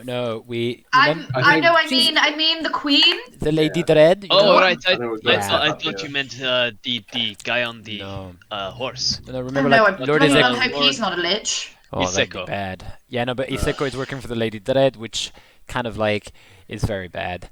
But yeah. We've got a crazy person yes. ready to please a lich by destroying the world, which sounds always cool. Well, that's all very dramatic. Why you know me? You guys really have spun yourself into quite some tangles of yarn. I'm sure traveling the plains you hear all sorts of stories like this. I mean, yeah, my most of my customers are adventurer. I put myself in places where people with money are, and people with money are either fat people in rich cities or they're people traveling around earning wealth by putting themselves in harm's way. I'm rich and not at all fat, thank you very much, Penny. And here you are risking your life. You see, you're in column A and B. It was just a joke. I'm sorry. I've spoken to enough testy nobles to clarify myself at the risk of sounding demoted myself, often the safer option. I did want to give you something. It is a unfortunate turn of events that you have lost both of these artifacts. I don't know the full extent of their power, but it sounds like a lot. Yeah. And he gestures and he pulls from inside his like a pocket on his trousers a tuning fork, one that looks similar to the basalt one that you saw for for the plane of Earth, but this one is Absolute king. a grey stone with like moss growing up the side of it. This is the one that fucked me. I don't know what or how it was tampered with, but it brought me here rather than taking me to my own home. If it sounds like you guys might be traveling to the Fae, where this Fae Blood Hollow was, or into the plane of Earth, this might bring you back here. So any places on the table. So that's amazing. That's amazing. Can OOC, can anyone cast plane shift without that orb though? Nope. Yeah. I used to. Nope. Yeah. Anymore. Not yet. Oh. I can punch. I punch. I can punch. I will punch my way through the planes. I can also offer a little help. I don't know if you want to travel to the plains at any time, but as part of my fixing this, he kind of brandishes another, as far as you can see, identical tuning fork, the one that he just handed over to you guys. Hemlock, thank you for your work with the flayers. I ended up needing some of their essence for getting this to work properly, but in getting to the other components, I did need to travel a little myself. There are gateways that you may know of around the place near here that might be of use to you going forward. The Fabled Hollow was one I came across. I didn't go in, but it came across in my as I was studying the terrain around here. That is a crossing. You can access the Fae through there. But, oh boy, unpleasant. Apparently the locals near there at Hollow Reach don't cross the river south. They call the woods haunted and cursed. Oh boy. Watch out, I guess. The other one, you mentioned the plane of Earth. I don't know many actual crossings to the plane of Earth itself, but there is a crossing to the plane of Fire up at Embersoul, the Dwarven Hold to the west.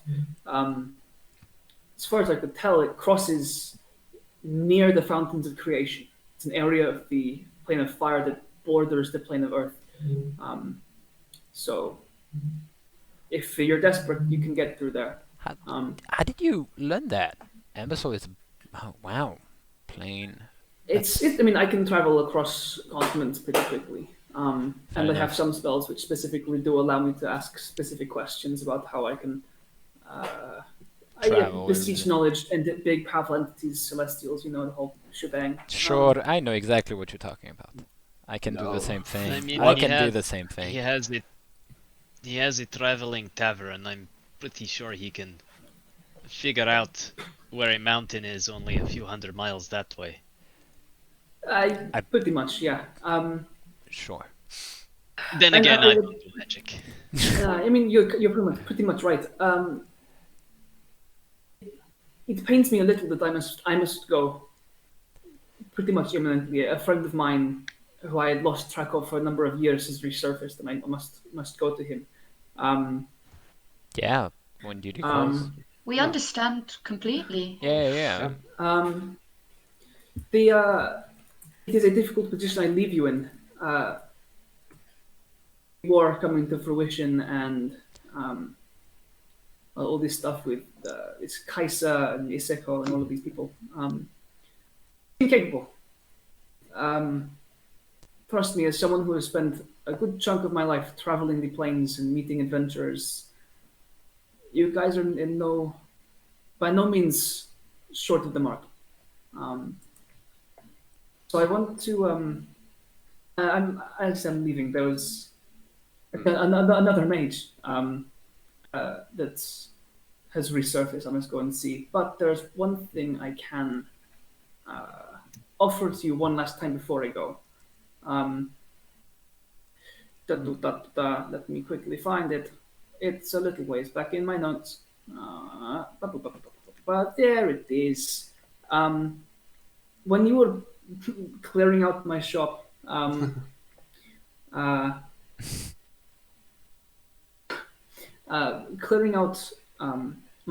was one item you could not afford, and he kind of plucks from underneath the counter a thin box, opens it, and it's the same kind of flared coloured stone quill.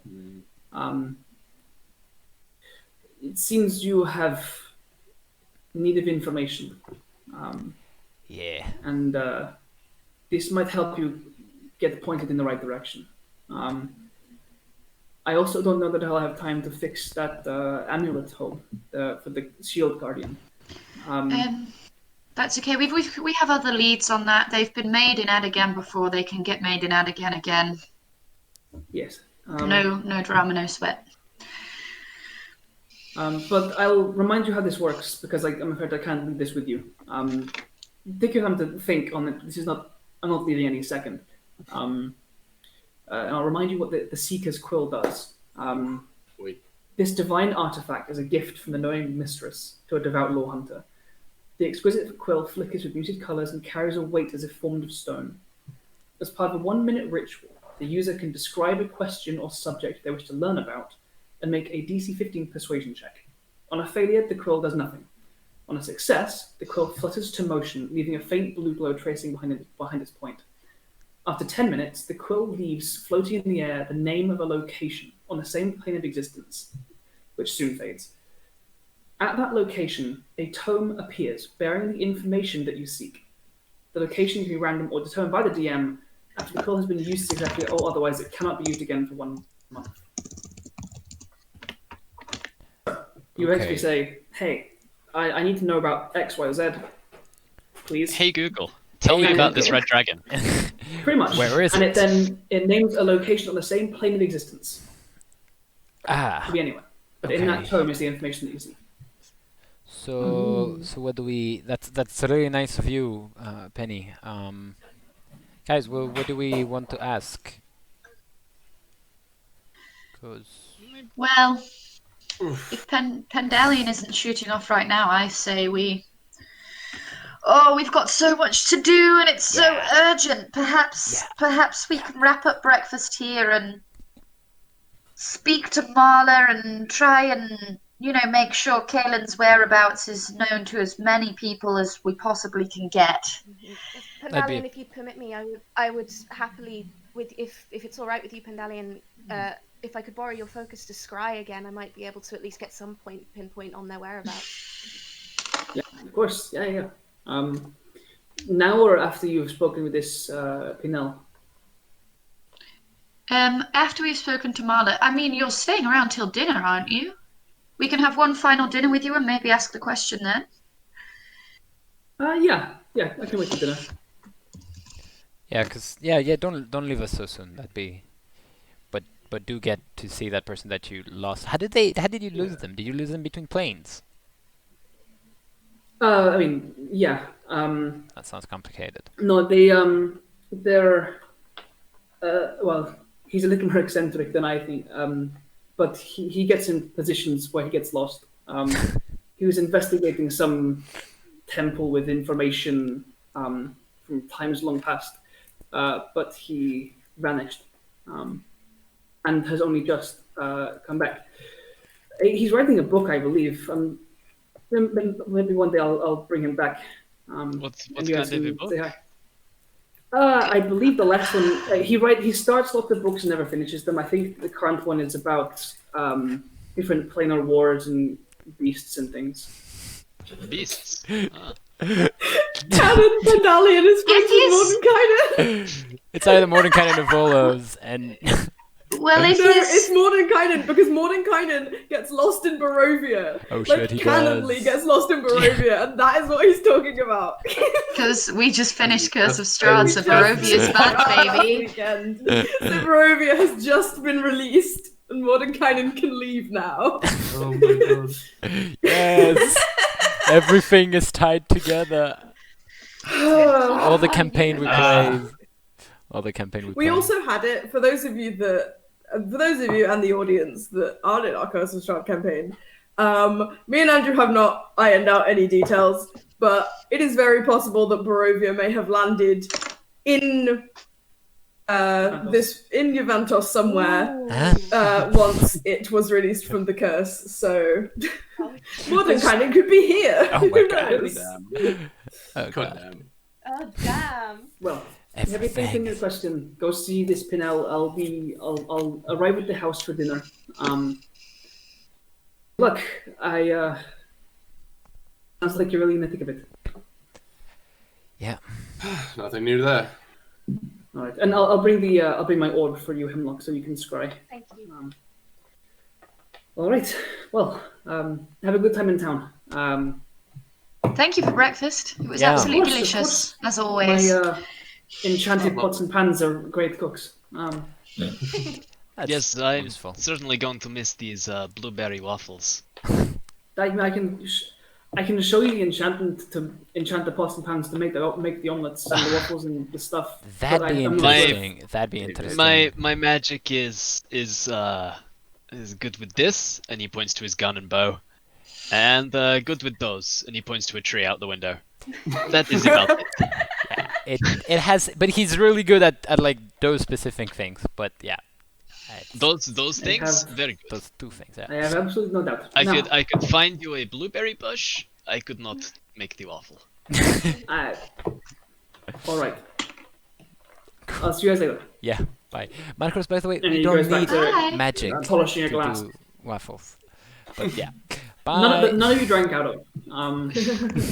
Back to my His eyes kind of like glaze over, almost like he drifts into a meditative state, polishing his glass. There's a Back to tinkle it. as the door opens and closes. Dialogue box closes. NPC returns to idle animation. Exactly. And you guys head back to the house. Yep. With that, we're going to take our break. We'll be back in Hey. about half an hour, so go get Yeah, some we- water, go get some food. We'll be back Hydra in half an hour. homies. If you've been enjoying the show Hydra so far, one, thanks for coming back and watching. That's Give it a true. share, give us a like. Meg, do the thing. Also, as always, do not forget to check out the Cognitive Merchant. They make Where are they? lovely, amazing D&D accessories. They have a website. They're on Twitter. They're on Etsy. And they are back in business pretty much after pandemicness. So, a lovely dice bag or anything else, go and check them out. Perfect. All right, guys. I think I'm pointing Go in the right break. direction. I think so. I think so. We'll be back Bye. in half an hour. Bye. Bye. Bye. Bye. Bye. Yeah, what up? We're back. Thanks for waiting. I hope people got some Back water again. and eat some food. Back again. Alrighty. What? We haven't got any announcements or things to plug at this point. No, Wow. we have plugged most of the We've, things. we've done the. The Ah. Pride stream. Oh yeah. Yes. Yes. My mouth is full of burger, but keep your ears to the ground. It'll be in August sometime because that's when Manchester Pride is.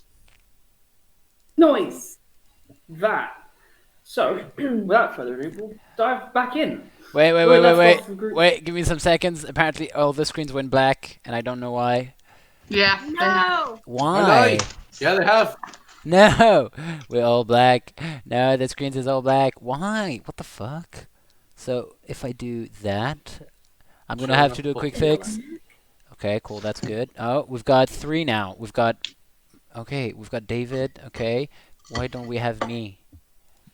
Okay. Okay, I'm back. DM is back. No, he's gone. Jordan is back. Oh no. yeah. Slate is back. No, I mean Megan is back, and Prue is back. Cool. Yeah, we're all good. We're all good. Continue. Hey. So, where we left off, the Soul Guard went to visit their plane-hopping friend Pendalion Yes. and Hemlock to catch them both up on the events of the recent weeks, to gain advice, and also receiving a tuning fork for this plane of existence, so that in the future, should they find themselves scattered throughout the planes, they can find their way home. Leaving Pendalions.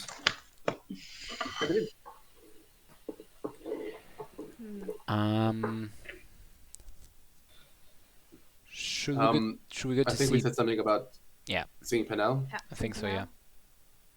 Everyone going to do that, or just Markos? All of us, yeah. Yeah, all of Makes us. sense. Yeah. We function as a unit. We do. Alrighty.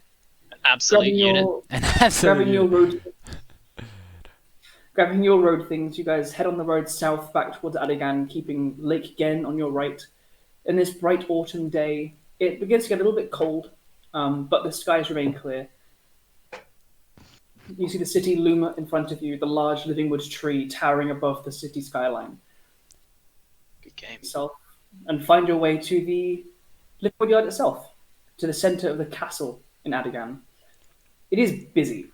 The last time you guys were here, there wasn't a war on, but now it is in full swing. Soldiers are marching in the streets. Far fewer people out in the streets kind of going about daily business and stuff than you saw last time. People are not out just travelling from tavern to tavern or jovially greeting friends in the streets. There is an air of tension throughout the city itself. When you get to Livingwood Yard, it is strangely the inverse. Where before this was a place of training and activity, now there is an element of on edge, of being on guard. It's no longer a place of training, but a place to be protected. The guards that you once saw running laps around the inner courtyards are now on the walls, mounting the large ballista and cannons that defend the city. Those that you saw sharpening weapons in the corners are now patrolling the streets near the castle itself. You, recognized, are let in, and entering the castle itself, Marla does not appear to be here. Asking around, Jed catches up with you guys, hearing that you are back in town. Hey guys, I heard you guys had popped back to report to Pinnell. She's not in right now. She got called to go join up with the rest of the Second Royal Infantry. She's being deployed along the rest of your unit, Markos. Right. What did you guys need? I thought we covered quite most of what you guys had found out last night. Is there a private room? Yeah. Yeah. Okay, hold on. Follow me. And he leads you back into the RCC, the Royal Covert Commission building, just outside of the castle along one of the main streets. Inside, you're led to one of the small meeting rooms, not far from the corridor where most of you went the very first time you met together in Adigan. You know that a few rooms up one set of stairs, there is one of the general offices where you guys were first signed on. But now you are led into a small meeting room. Jed sits down, pulls out a small notebook and quill. So, Well, I guess I'll start. We were following up the lead on. I think we mentioned last time when you met us at our place. Following up a lead on the Children of the Sun. yes, yeah. Well, when you visited, we weren't entirely forthcoming with that, since there were other matters at hand. Pardon? Right. His brow furrows as you said that you weren't entirely forthcoming. We had in our midst a person whom we were taking with us as a source of information. An individual known as Caelan Solemar from Volm.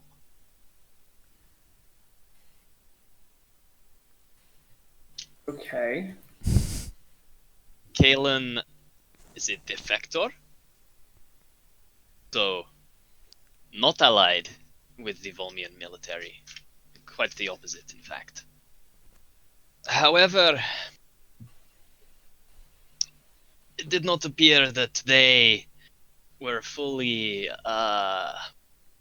trustworthy, and they made off with some artifacts of the children that we were keeping and researching.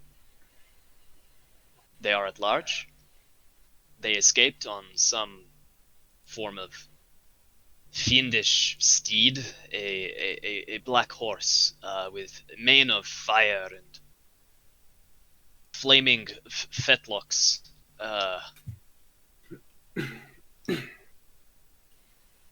And a powerful undead drow, going by the name of, one moment. Lord Isiko. Lord Isiko.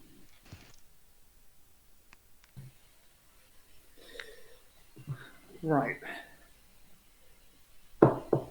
I'm trying to think of a way I can state that you harbored a Volman fugitive without reporting it to us. We did not I'm struggling. harbor them. Excuse me, Jed, when we first met you, you were like decommissioned because you'd snuck your little pretty ass over to Volm for your own side mission. So, if anything, you should be sympathetic to us in this moment. You are not a man who plays by the rules, and we are as much a vigilante as you ever were. You can snuggle down in your cardigan all you want, but a mistake has been made and you can slap us on the wrists all you like. We need to act now. With respect, Jed, we did not harbor the fugitive in Adagan. They were with us whilst we were traveling outside of the borders. It was upon our return to Adagan. When this happened, we did not intend to keep them here. It was a temporary measure, and I hope you understand that extraordinary missions can sometimes require unconventional methods. Yeah. Conventional, I can understand. But before you get defensive over your actions and cite my own misgivings to do so, remember my misgivings. I did not sneak myself to Volm. I was on a specific mission in exactly the place I was. I tried to do a little more and was unsuccessful. I do not speak to you as a man completely innocent of any form of judgment that put others at risk. And I do not pass upon you my judgment either. It was a mistake.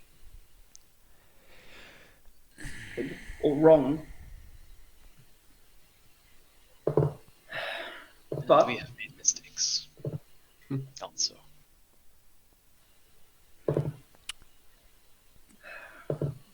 It is that they were not held in Adagan long. And defectors of Volm, especially ones of arcane talent, often hunted pretty hard. So leading that outside of Adagan was a good thing. Whether or not whoever's following them knew that, we don't know. It is odd that in this concern of a Volman defector, the issue is not them being a Volman defector as much as it's linked with the Children of the Sun. And Yeah. for whatever information you got out of them, they seem to have left with the upper hand here. And I don't know why I could expect anything less than flaming steeds and undead drow from you lot. Hey, do not blame us for that. No, I'm not blaming it. Yeah. Okay. We come across Believe me, all of the There's strange little stuff. help. Flaming There's steeds. little help. There is little help dwelling on what might have been if you had reported this earlier. You're right to come to us now. We shall do what research we cannot do, whoever this Isako is. Sightings of flaming steeds.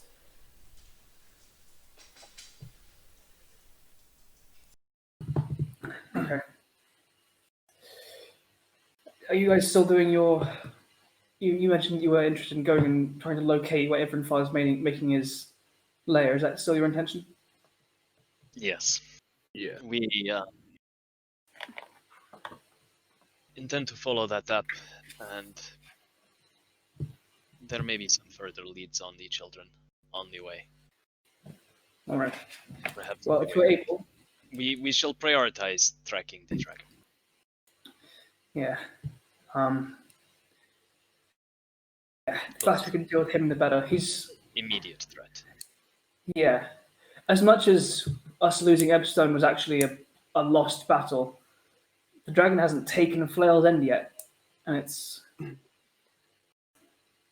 annoyingly good play from them.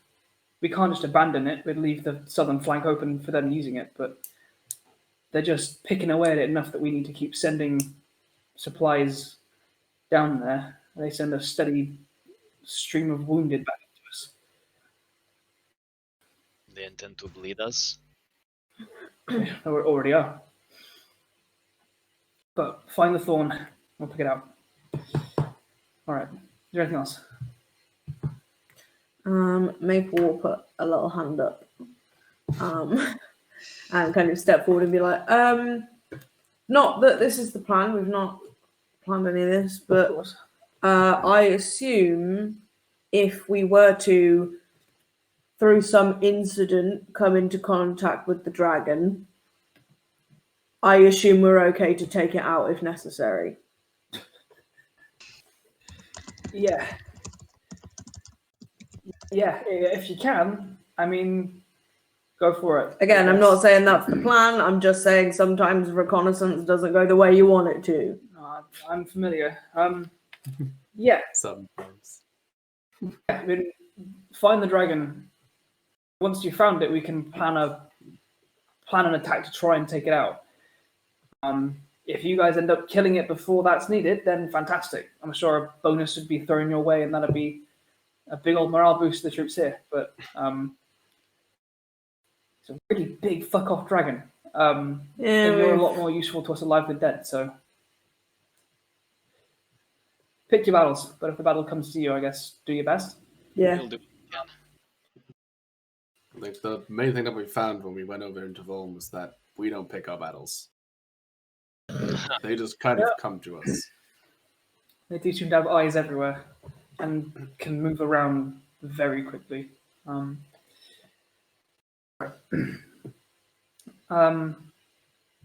Okay, I'll get this reported. Is there anything else you guys need? Don't think so. All right. Well, do you know when you're leaving for Felsen? Tomorrow? In the next few days, I would imagine. Yeah, just the next few days. All right. Well, good luck. I'd tell you the name of the officer to look for when you get there, but I don't know if they're still there or not. You know, to be so on top of the list of wounded coming in. All right. Well, you guys stay safe. You too, Jed. You too. All right, you guys. Keep your chin up, love. I can. It's, Can I insight just to? Go for him. He's sighing a lot, and his brow is furrowed, and I'm like, ugh. I mean, Jed does that a lot when he talks to us. Dead. Nah, It's because when he talks to the soldier, right? Okay. He's like, oh, you want to be my conscious? Oh, you got spotted like 3 times. Is And this my left a favorite bunch of terrain? bodies Is Jet my behind. favorite terrain? Well, no. I mean, Like, He if, can only, be. if only Marla Pinnell was here. It's a 10 total. My passive is better. Yeah. He looks stressed. You're not quite sure to what extent that stress is playing into his mannerisms and speech when dealing with you guys in this moment. How much of his shortness was you guys getting defensive, how aggressive he was being with it is related to that stress or not. Yeah, he looks a bit tired and a little distracted. Jed, I hate to be the bearer of bad news like this. I do not wish to bring excess stress in these difficult times. Just, we're doing everything we can, I hope you know. I know. Let's hope it's enough.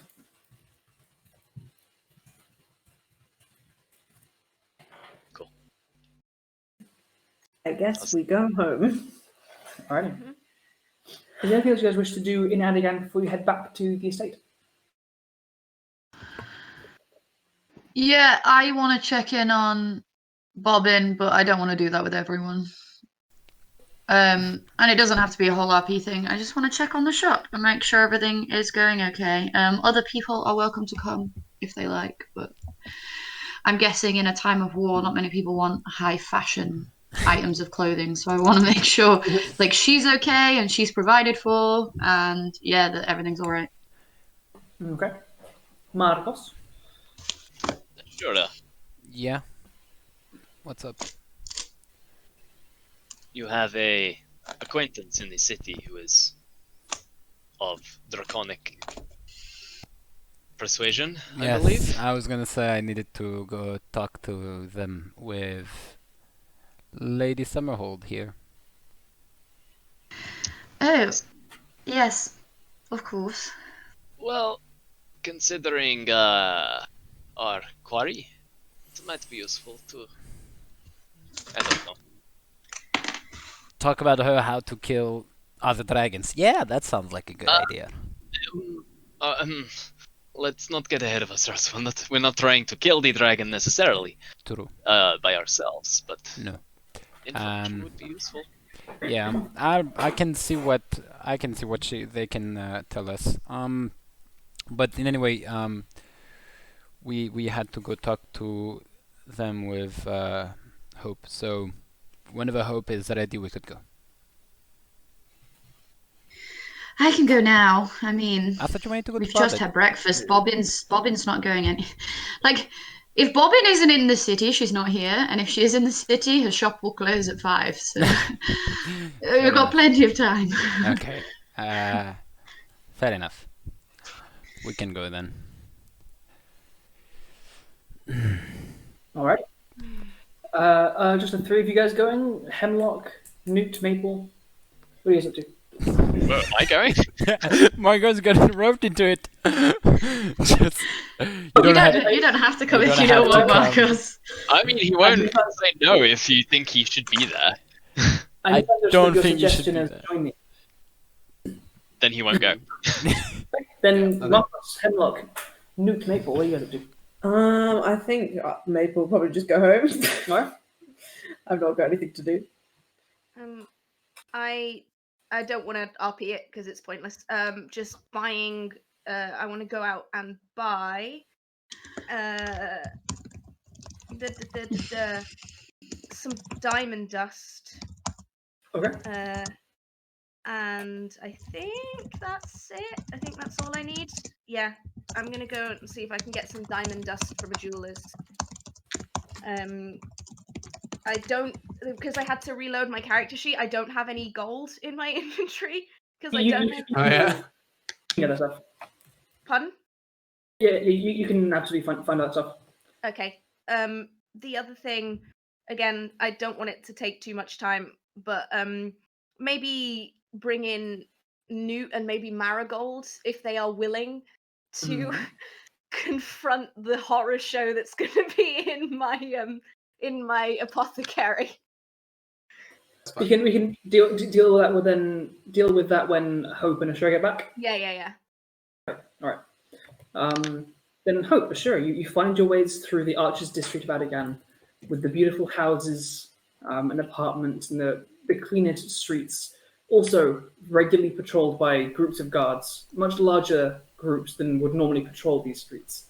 Whereas before, it was normal to find maybe 2 guards on a street. Now you find small squads of 6 marching in regulated patterns. But you find your way to the same dark doorway that is the home of Lady Kai. All right. You. It's gonna be fine. It's gonna be fine. Last time I saw her, she gave I me. mean, it's going to be fine. No. Yes. No. It's just like last time.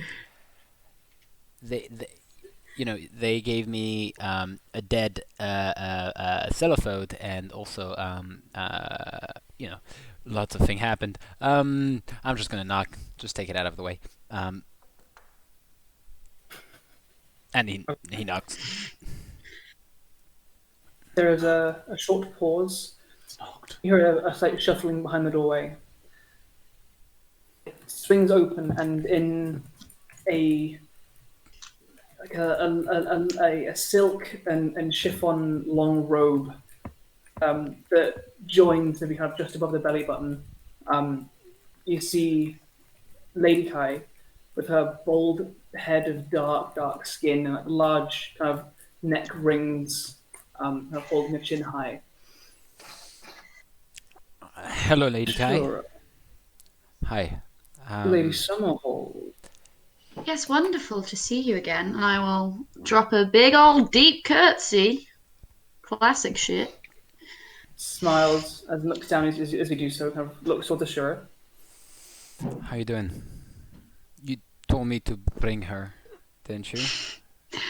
Sure, as if you don't even bow for Lady Kai. No, I do. I He's thought hopeless. no, I thought I did. Well, I said hello. Sorry. I usually do it, so I The wasn't head going to describe it. I do like a small bow.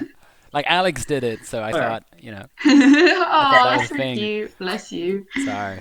She turns on a heel, sending a small ripple of emerald silk towards you as she turns into the home, beckoning you in. Go ahead. I hope. Go first. I will. Yeah.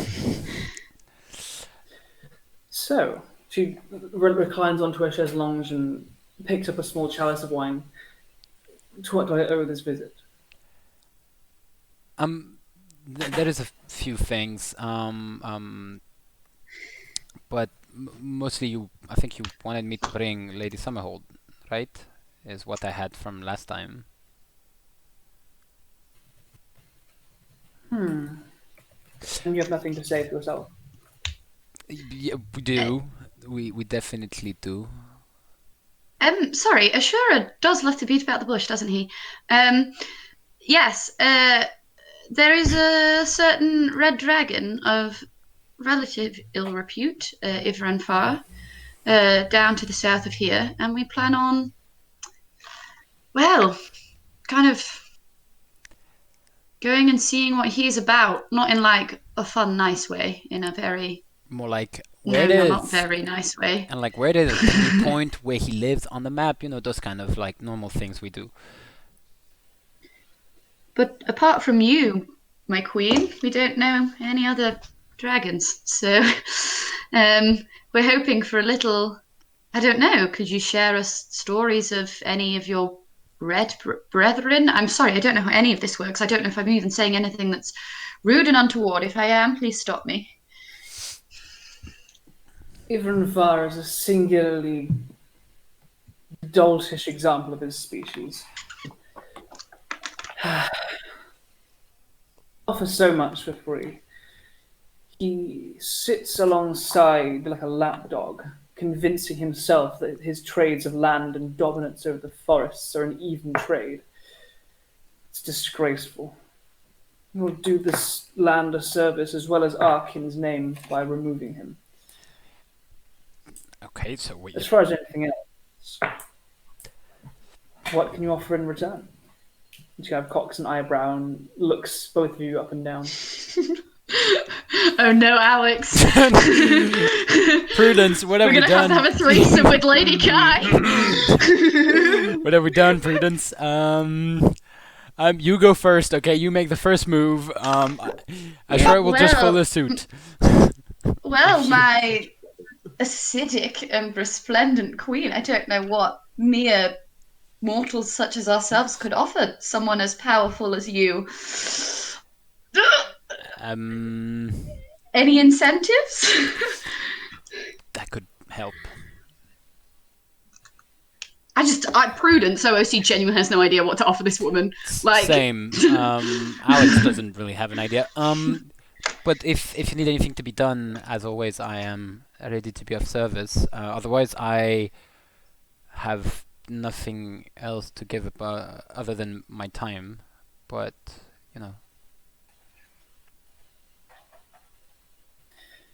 To give more would be to assist Adagan in its war. What have I to gain by Adagan surviving longer? I can find perfectly satisfactory lodgings in whatever Vorm turns this into.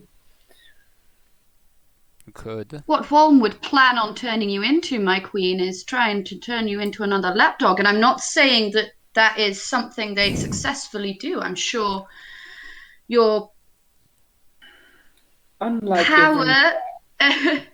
Sorry, go ahead. Unlike Ivranfar, my dominion is not in this particular one of my apartments. Eastern Narutos is my dominion.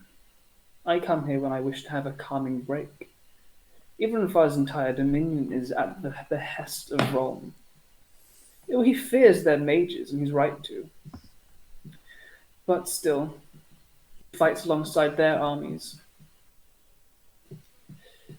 If Von took over this place, he'd not know I was here. No, what I need, I want.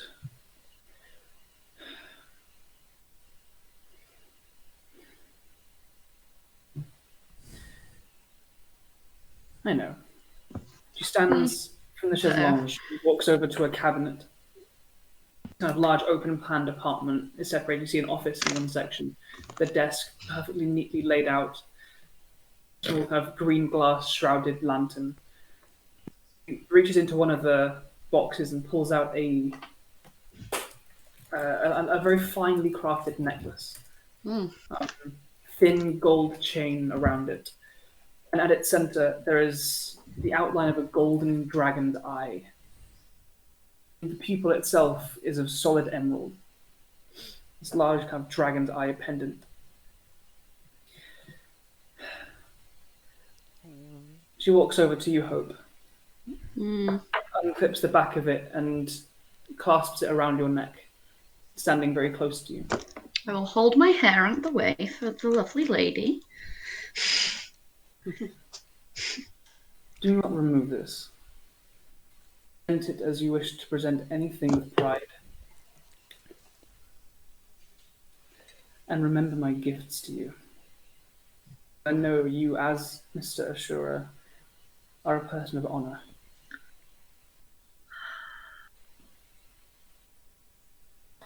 Ifrenfar is self-conscious of his position.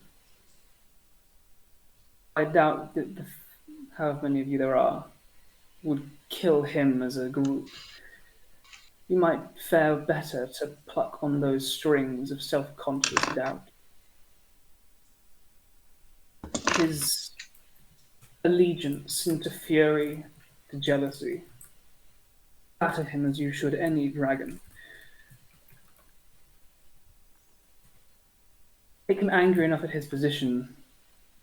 Offer him incentive to fight against Volm, and he just might.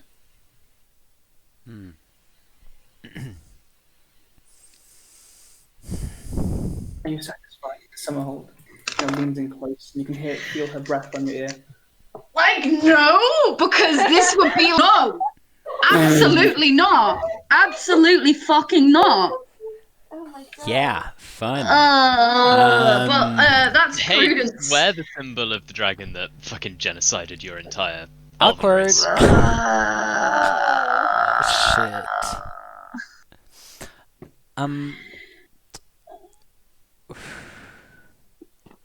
It's fine, we'll just betray her later. I know. We But shouldn't. you're not being asked to wear her symbol proudly everywhere you go. Okay, From lighting an adult red to an ancient green.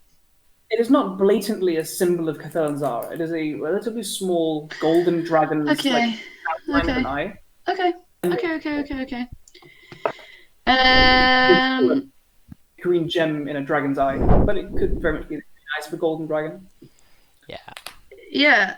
Okay. I will turn back to her and kind of hold the pendant in my two hands and just say, thank you for your kindness and your willingness to share your knowledge of Ifrenfar with us. You truly are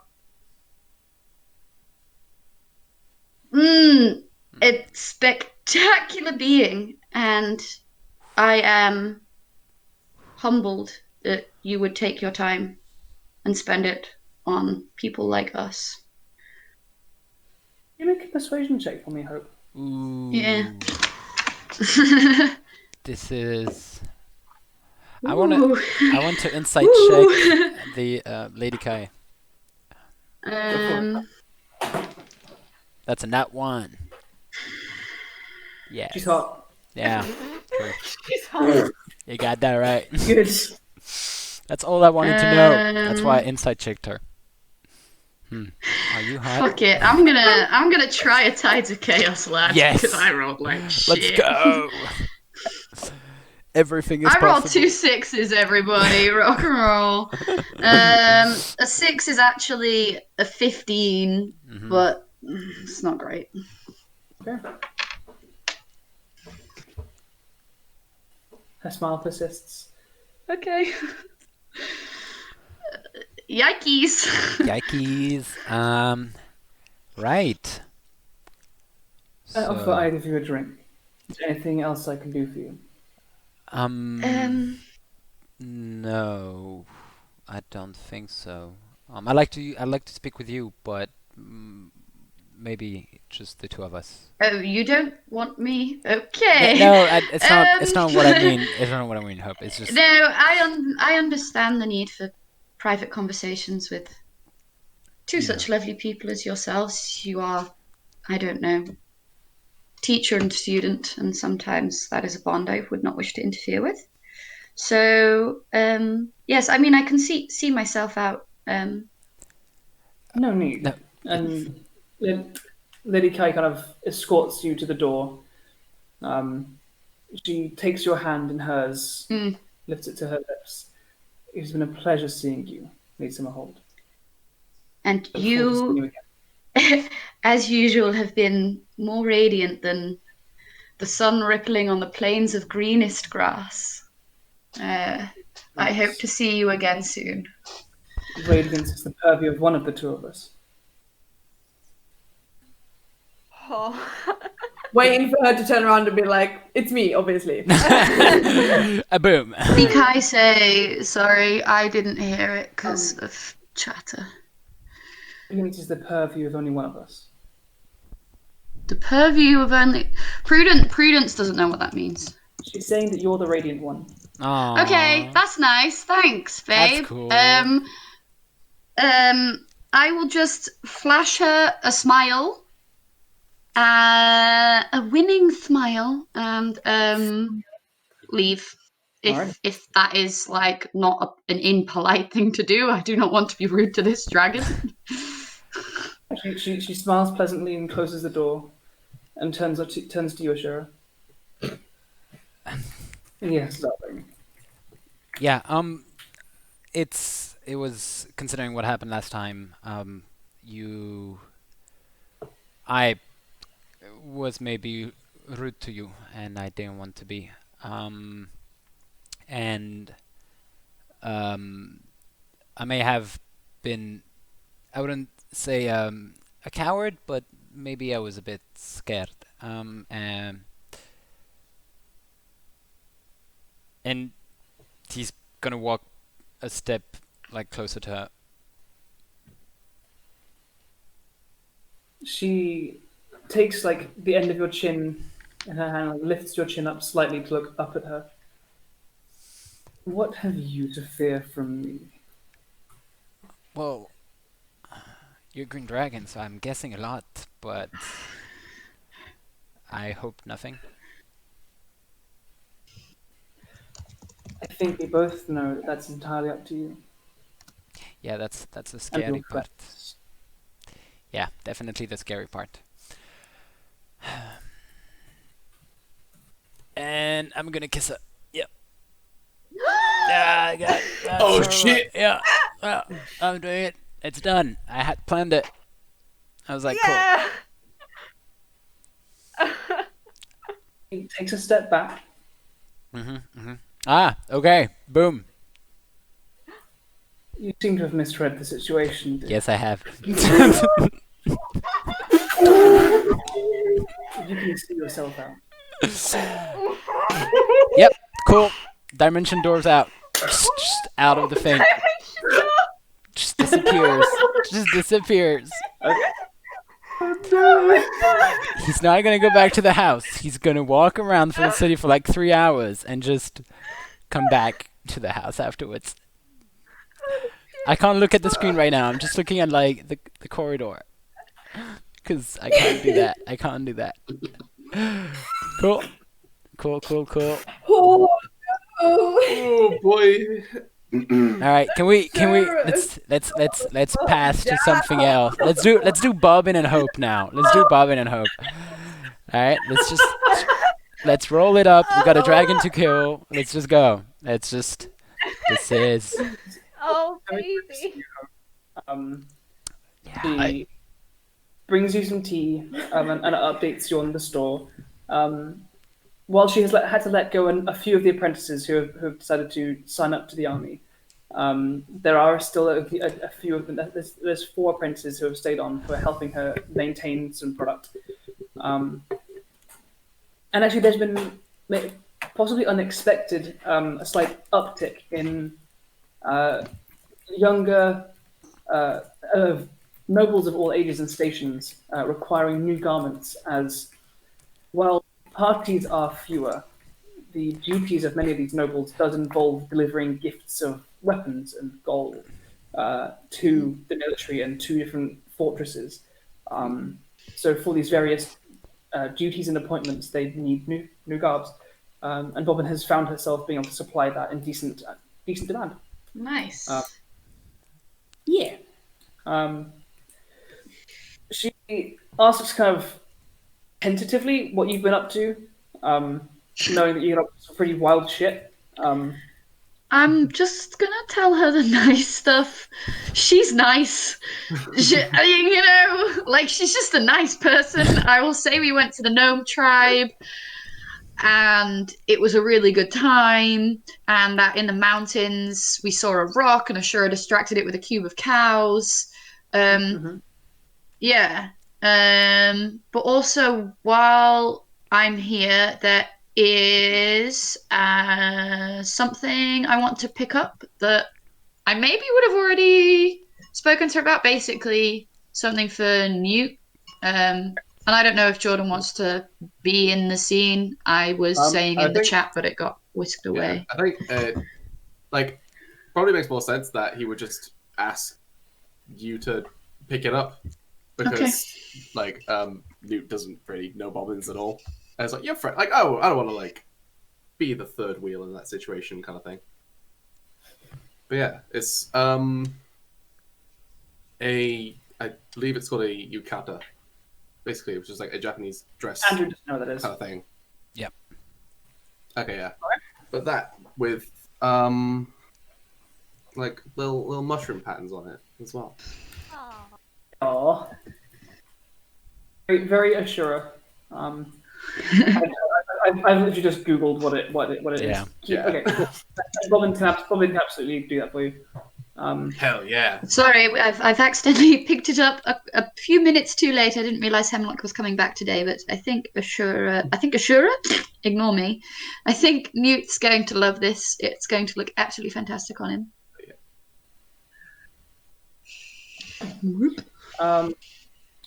You have that in hand. Is there anything else you would like to do in town before getting back to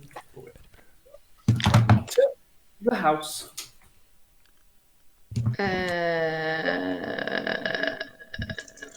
Alrighty. No.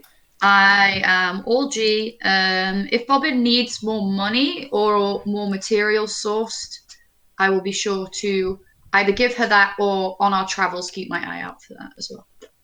Basically, We still can always use money, an investment for more tools, more people. But am I getting any money back on it yet, or is the investment still too new not yet. and baby? It's quite baby. Okay, that's fine. Alrighty. So by the time all of you guys have kind of gone into town, done the report, gone to Lady Kai's, kind of in drips and drabs, you guys all make your way back to the house by early afternoon. Probably a couple, maybe an hour last is Ashura. After your couple of hours of pacing. Yeah, because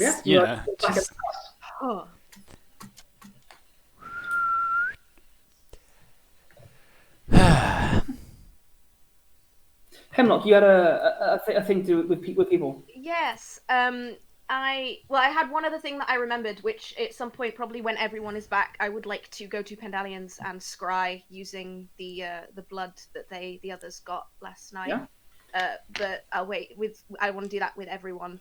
But yeah, I think while the others are out, I think Hemlock would go to the people who would be in, which I'm guessing are like Newt, Markos, Maple, and probably Marigold as well, and basically give them the lowdown on what is in her workshop. And you're like, I want help. Look, I want to look over this thing, and then I want to try and get rid of it safely. And I think it'd be really nice to have other people there and making sure, you guys have different eyes for things than I do, and it'd be nice to try and get that done. Basically, good move. Give Marigold a bit of the lowdown on what a flayer is, and basically saying like she doesn't have to do it. Yeah. She is just, I mean, it's an alien. Yeah. You presented like the town doctor with alien. Yes. But she gets over her wide-eyed expression flicks more of curiosity than it does of fear. And the second she kind of enters, she's really kind of perusing your hag shelf of weirdness, and looking over Silipha's body, which has started to get a little discolored. The lavender has faded almost to a slight grey. The skin is it's a bit dry. It has kind of gone through rigor mortis and is now kind of lax, and smells a bit. But if left longer, it would get worse. The one thing I want to try and do immediately, because it kind of just occurred to me that we never know, am I able to identify what killed Selifode? Make a medicine check. Oh shit! Oh yeah. We just got presented with a body, and like I want to know how he died. That's good. Hang on, maths. 25. 25. It appears there is very little externally that seems to have caused his death. But pulling aside his 6 tentacles and inspecting the mouth, you can see there is discoloration and damage to the soft tissues, and the same around the eyes and ear holes. It appears quite decisively that some kind of very, very toxic substance was exposed to him. Was it likely ingested or like fire hose? Okay, fire hose. Damn. Cool. A gaseous poison. Breath weaponed, perhaps. Yeah. Signs of an ancient green dragon killed him. Yeah. Cool. I will kind of note that down and sort of note, like look to the others and just go, is it weird if I just sort of let it go over a bit more? I'm kind of curious. I know that sounds morbid. I mean, like, we know you by this point. This is normal. Yeah. But I also don't, I think maybe we should take it. Leaving it. If we're gonna, I don't know, want to leave it here. It's gonna make Ashura's workshop smell bad. Yeah, I was about to say it might be worth moving it. I don't know where we could put it though.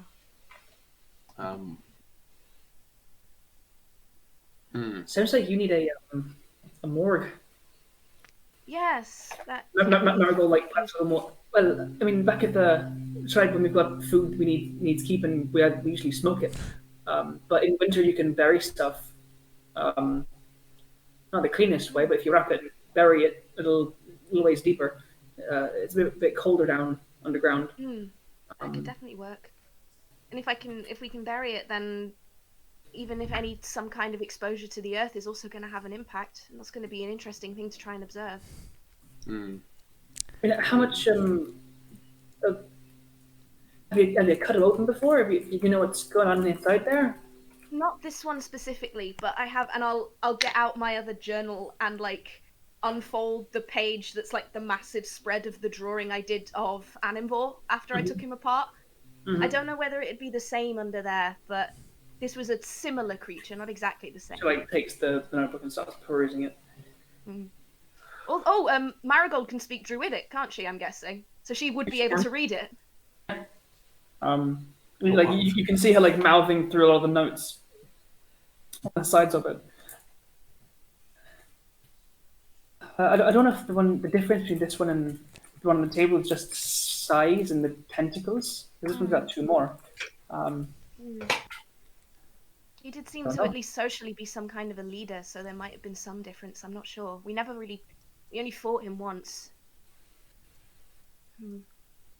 He got away before he could. I guess the only thing, the way up is if you leave him a bit longer to see what happens if you let him go for longer.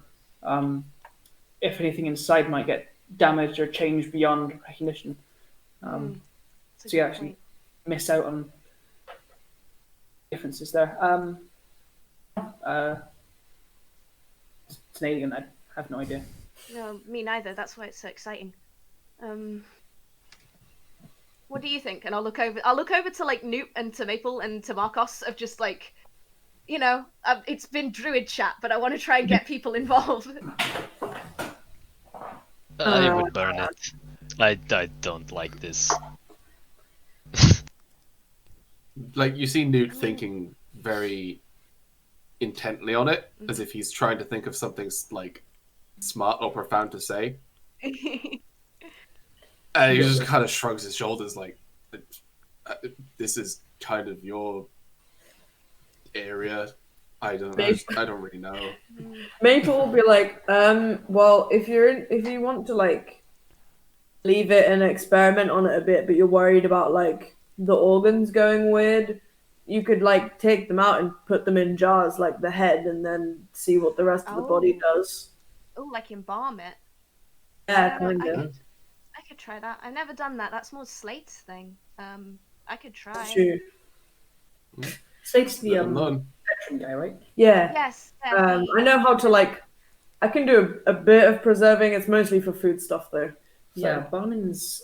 I don't think we're planning on eating this. I mean, I don't know. A liver might be delicious. No, we're not planning on eating this. No. Maple's like, I might try. Maybe it's a newfound cuisine. I mean, I put some of Animvor in some potions, but like it was a small amount. I don't want to do anything more than. I mean, you might be able to make some more out of whatever this guy's got in him. Maybe good. Did you end up using any of the ones that I made? No. I don't believe we did. See how they work. Well, if we try and do our best to like kind of look to Maple and Markos. Like I know this isn't exactly your thing, but your hunters, your trackers, you might be able to at least provide some kind of an extra pair of hands if you'd be willing. I don't want to force you, not at all. And I'm helping this one patch up fucking rabbits and shit all day, so... I'm used to trapping and butchering game. Yeah. Me and Markos are just like, we're not squeamish. Chill. I can help. I do not like this thing. It is unnatural, but I will help. We take out what we can and preserve it, and then take the body and take it away from, like, somewhere in the grounds where there isn't much surrounding it. I don't want it anywhere near the trees or the river or any other lake. I was gonna say, don't bury it near the lake, because then he'll get all soggy and blood and whatever. Yeah, we also don't know how it will work with contaminating nearby plant life or the water. Definitely. Well, we buried the other flare underneath the living wood tree. Yeah, I've not had a look at that since I got back. I'll need to go and have a look at it. You haven't? No, It's grown and it's beautiful. There's just tentacles at the bottom. It turns out decomposed flares make good compost. Hey, why is the tree purple? Turns the dry players. Oh god. Oh god. I have a flare ent. That would be horrible. That would be done. But yeah, I guess I'll kind of using the help from the others and kind of directing where I can with Marigold and Newt and Markos and Maple, like taking apart Cephalophode of like removing the kind of more vital organs as best I can approximate them from like what I learned from Animvor. Make doing that as carefully as possible. With advantage. Marigold will make one as well. Yeah. Like, Newt's basically going to be there, just like, point me to what you want me to do and I will do it. Yeah, she probably has pretty Markos good and Newt and Maple, you guys have We're helping. supplying that advantage. Yeah, I got a dishing out that advantage. 24 for. Four. Maybe medicine. Marigold, you got pretty much, I think, the same. I don't have stats for Marigold, but if you rolled Nice. high enough, that would be around the ballpark. I will absolutely make a character sheet for Marigold. Yeah, so you guys split this mind flare with a little bit of the experience you have from Annenvor. You make quick work of it, and more importantly, you notice some differences. As you split him open at the chest, crack open the thorax, and start removing the various organs, you see the same twisted, mutated organs of whatever humanoid this used to be. Seems so far transformed that you can't really tell what this thing was before it was Celophode. You take out the lungs and the heart and a bunch of the guts and stuff. You find one extra in the abdomen. You find an additional sac that seems to be a gland of some kind. That within it has, as you kind of cut it open and investigate, seems to be a small sac with a number of it's almost like frog spawn inside. Ooh. That leads to an orifice somewhere. Flare gonads. Bad frogs. It's a flare egg sac. Tasty. Goes great on omelets. They just have to squat over the pool to get the tadpoles out. Oh.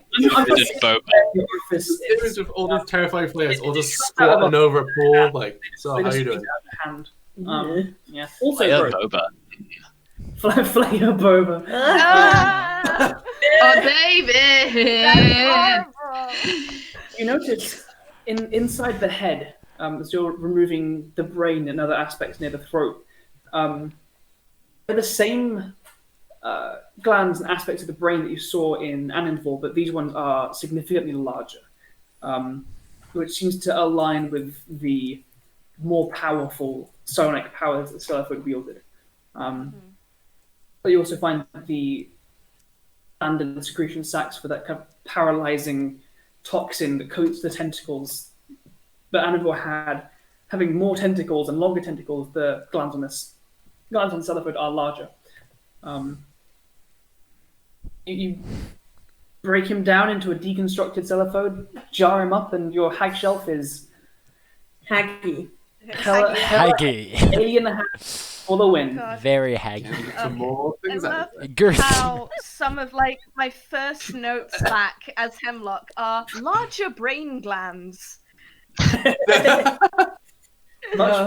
bigger brain glands. Much bigger brain I glands. love having Hemlock back. With Marigold's help and taking about those things, you get the impression that with a bit of effort, you might be able to make 1.5 twice the amount of potions and things that you made out of Annenvor, and potentially some new ones. Yeah, I will put those on the shelf to just kind of sit because we're going to be leaving soon, and then I'm going to take what's left of Celophode's body and see if I can find a place kind of isolated in the grounds that's quite dark and quite not like where mushrooms would grow. That's quite dark and quite damp, and then bury it. The canopy covers most of the sunlight. Yeah, just bury it kind of just within the trees, away from anything else, and bury that. Leave it. Alrighty. Are you wrapping the body up in blankies? Blankies. Yeah. Wrap it up a little bit. Alrighty. Want to make sure It takes you until, I'll say, early evening, getting towards dinner time, to have all of this stuff done, the body buried and your hands washed. Everyone wash your hands. And that eventually he would maybe bring the crystal orb with him to dinner for scoring purposes. So is anything anyone would like to do before dinner? Yeah, I don't know. do you want to go first? Just go ahead. I was gonna make a joke, so maybe go. That sounds better. After we finish dealing with Celophode's body and all stuff like that, Newt will go up to Hemlock and be like, "Oh, well, we were out and seeing Mabel's family, I came across some plants and such that I thought Oh wow. you might like. And I didn't want you to miss out on Thank you. any new things. So I'll go get them all together. I mean, you can come with us if you want, and you'll go and get all of the various things that he picked up, which is It's a fuck ton of mushrooms. some moss from the mountains. There is fucking cool ass black crown spores. Did you pick up the night? I took a small clipping of it. Yeah, cool. Small clipping of that night. Get the spooky mushroom. There's also a vial of mountain moss from Remraven's Brow. Oh shit. And I don't think I have the list of the ones that Marigold gave Andrew. Yeah. If I could at some point get a list of all of these things, I can put made into that my list. D&D Beyond. I think I sent it at some point, The but I gore can moss. send it again. Yeah, Gormos. It's somewhere in the Discord, I think. The one that is really powerful laxative. Yeah. Oh yeah, the one that's like that's a really powerful hallucinogenic as well, which is very Which is interesting. like poison if it's too strong, but Yeah. But yeah, at some point I would, if we can get that list, I would love that. It's here somewhere. I'll send it afterwards. Thank you. Sweet. Thank you, Andrew. It's okay. Cool. Yeah, Alright. so it'll do that. Cool. Alright. With that, dinner is prepared. The dining table is fully laid. As you guys are kind of preparing to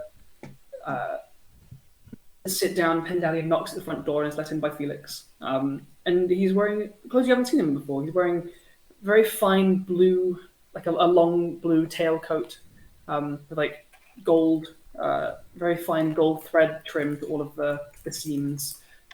He's got kind of a similar style, but a much cleaner white jerkin beneath.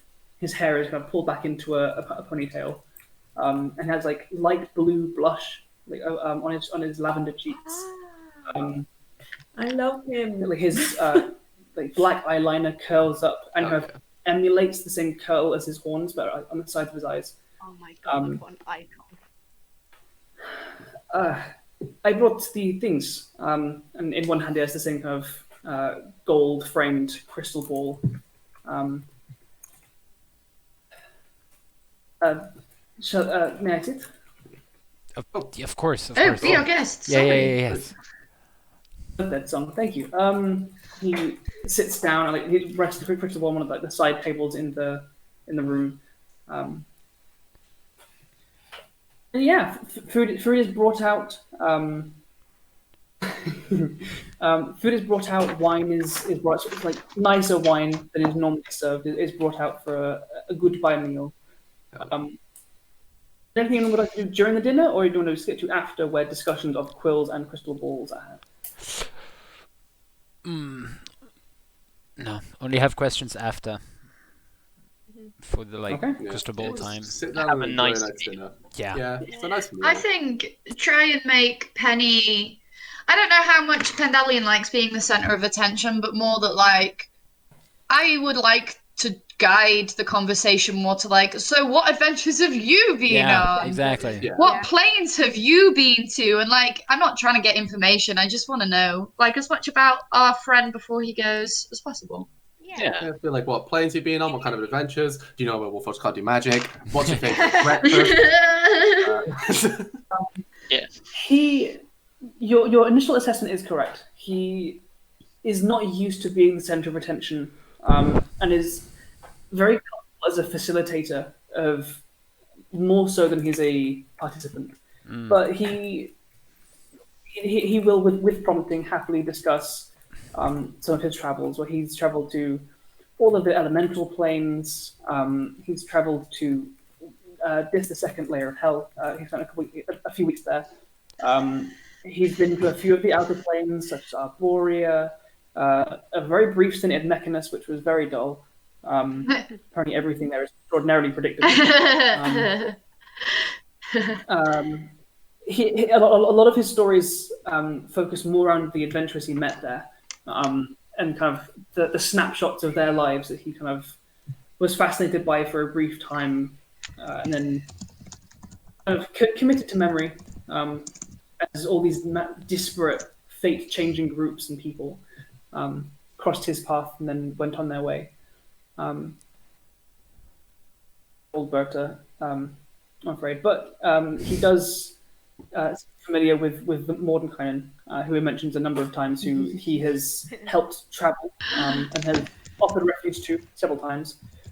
He blushes slightly, and as he mentions that, kind of a half glance goes to.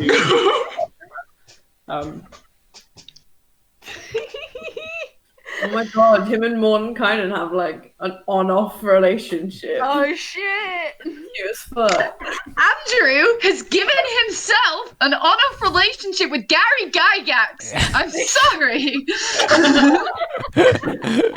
It's difficult. Oh my god.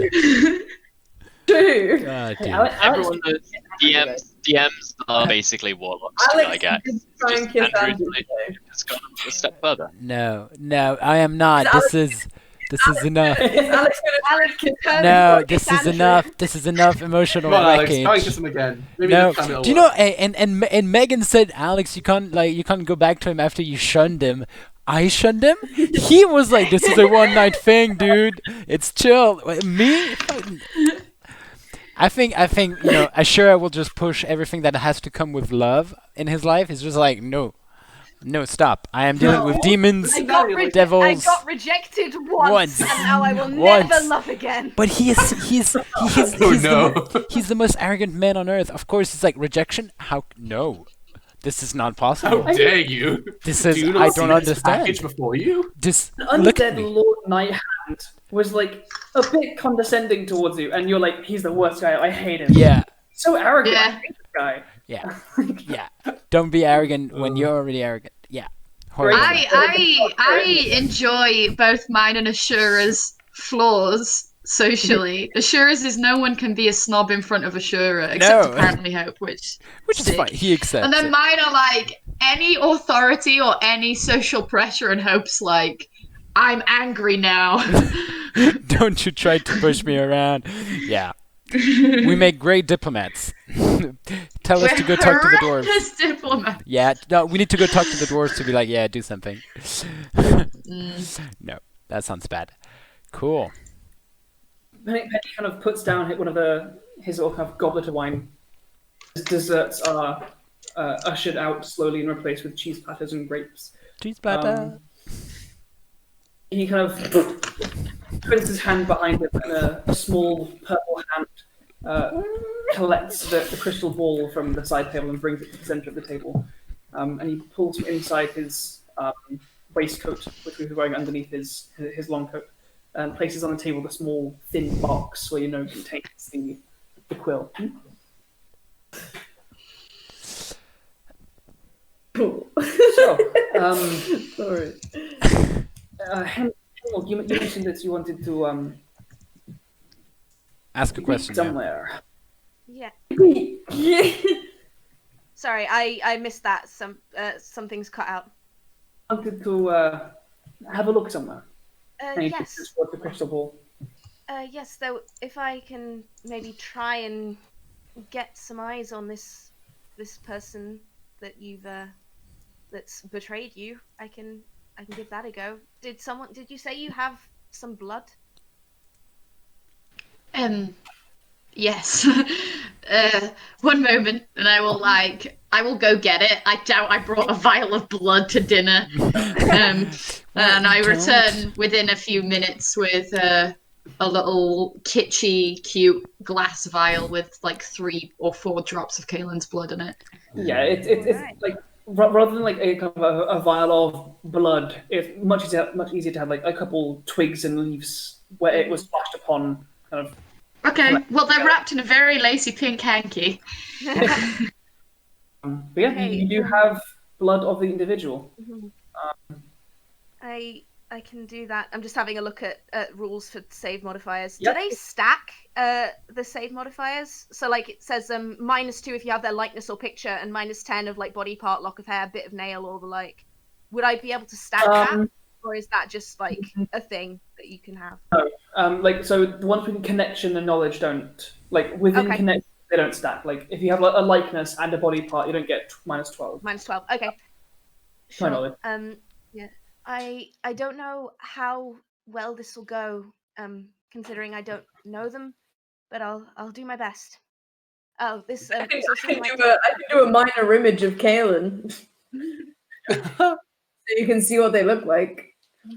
This also might take a bit of time. So please don't feel like you just have to sit and wait while I do this.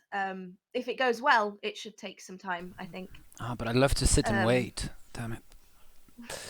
No, but you'll just be watching me with my eyes Mm-hmm. rolled back in my head. It's going to be very boring. No, it's going to be great. We'll love it. I'm joking. This Okay. this is sarcasm. Okay, no, that's fine. Look, we can have some post-dinner music while we wait. I mean, you can literally play that up, Ashura. Yeah, no, it was. Yeah. I was joking. Fetch the cheese. Fetch the cheese. Do you want to fetch a lavage? Sorry. Fetch a lavage. Sorry. I will take hold of the crystal ball and I will attempt to scry on Caelan Solemar. I have a -10 to the save because I have a bit of their body, and then a +5 because I've heard of them rather than know them. So -5 modifier total. Eyes glaze over. Senses begin to drift away from your person at the table. Lose the feeling of a chair beneath you. The warm air from the fireplace in the corner of the room. Wind rushes past your ears and your hair. Cold and wet. Cloud. For a couple minutes is just that. Vision obscured by whiteness. There is a lurch, and all of a sudden your senses shift. You are standing in a forest, looking down upon a flaming horse. Large, muscular, its mane and tail aflame, its fetlocks smouldering, its nose going with little gouts of smoke and embers. On its back, you see an armored figure, drow like Ashura, but with skin a little tighter to the face, eyes burning with a slight sickly greenish glow, and a shorter bob of silver hair. They have a long katana-like blade at their side and simple but very nicely made plate armor. Them on this flaming steed is a second individual, the one of crisper focus than either of these two. With their half-plate armor, large sword on one hip, a stone dagger on their other, and an orb in their hands, their eyes glowing softly, kind of looking at it. Their gaze is kind of held down, their hands still. The horse has slowed to a trot now, and then to a walk. Perception check, please. Are they bald? Are they bald? Yes. They have glowing eyes. They are bald. 27. Damn it. Though this sensor is centered on Caelan, you manage to lift the gaze of this arcane eye upwards slightly, and you look at the forest around them. Black-barked trees, gnarled and twisted. A barren forest floor, devoid of ferns, devoid of small bushes and brambles. Vision begins to go a little blurry. Around, you can see a pair of dogs beginning to trot alongside. Large creatures with humanoid faces. Red eyes, and they're weirdly flat, wide mouth hanging open, a large tongue hanging out, trotting alongside this horse. There is a brief flash of blue to one side, as flanking, you see this very, very small humanoid creature with stupidly long ears, dark blue skin, moving far faster than any creature should. Zips past and is gone, followed by another. The horse comes to a standstill as a small group of squat figures, similar looking to gnomes, but with much longer noses. You see like wiry greyish-white hair bristling out in a small beard.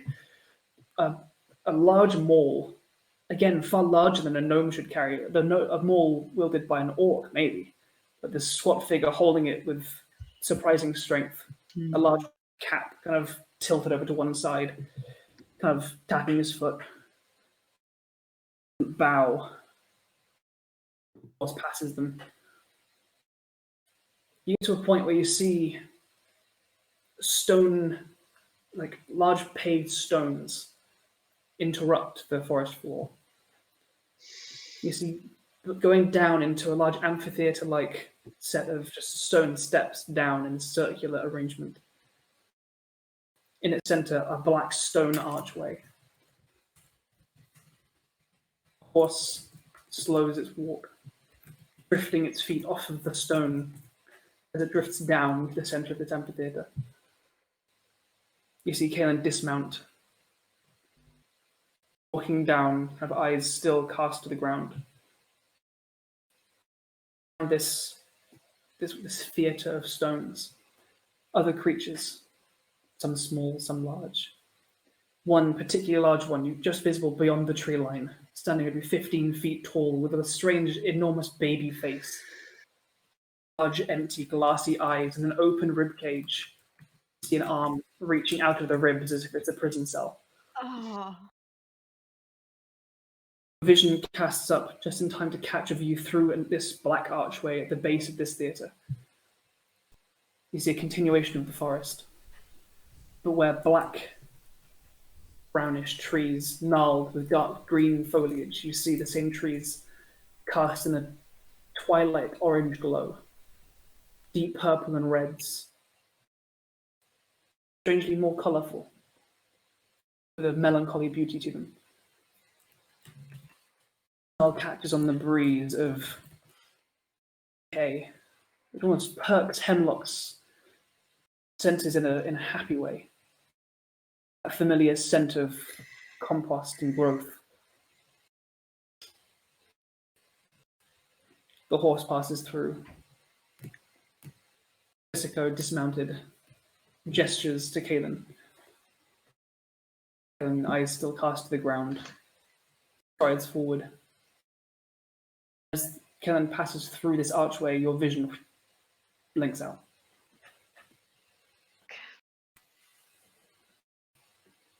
Oof. Okay. I will No, that is relay. Yeah. for 10 minutes. Mm-hmm. Your scrying was cut short. It was cut short. Okay. It was cut short. Yeah. Oh, of course. Yeah. When they went to another plane. When they went into another plane. Yeah, I will kind of like catching my breath as I sort of get kind of like forced out of scry. I will relay everything I saw to the people, to everyone else around. Large. That's a lot of things I don't know what they are. What are people with large ears like? I don't know that. Your guess is as good as mine. Dog with faces? And nature or arcana checks? Nature or arcana, you nature. said? I'll make a nature check. Go for it, yeah. Yeah. That kind of vibe. Doesn't know. It's a 13. Religion, and depending which one you go for, you'll get different stuff. Cool. It's a 13 for arcana. Oh, bad. I rolled shit. 13? Not really sure. Okay, cool. Natural 20 on a nature check. Oof. 20 on the nature. Ooh. That's 21 on the nature for me. Nice. You can't really see that. You're bubbly. True. So there was some nature checks. Were there any religion checks?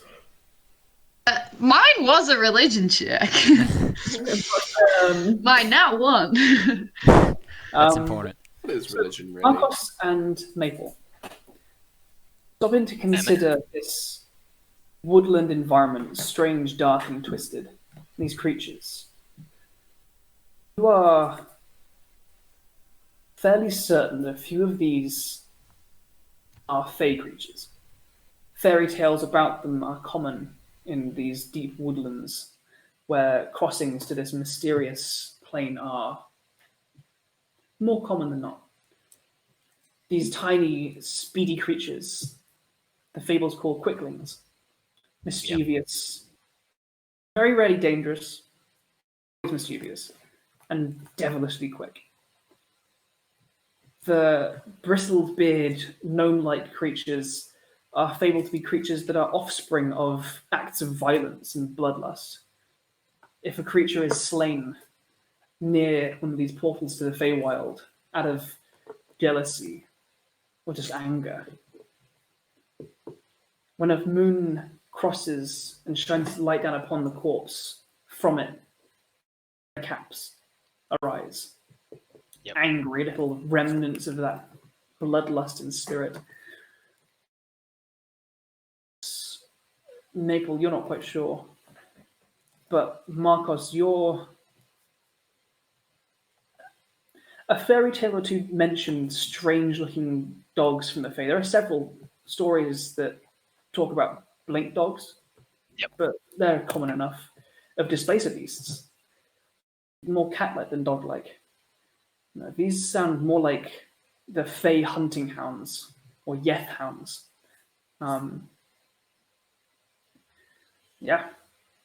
Unseelie hunters, bloodlust-filled, angry, short-stocked Fey, and these speedy little things.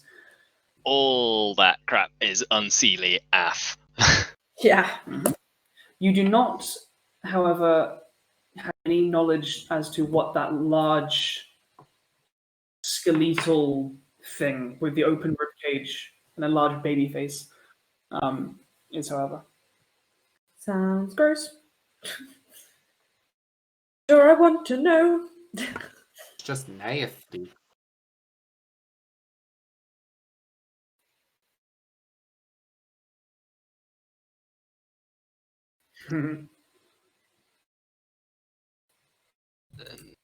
Hemlock, this forest. Hmm. Did you have any idea where it could be? It's clearly Evantos if you could scry, right?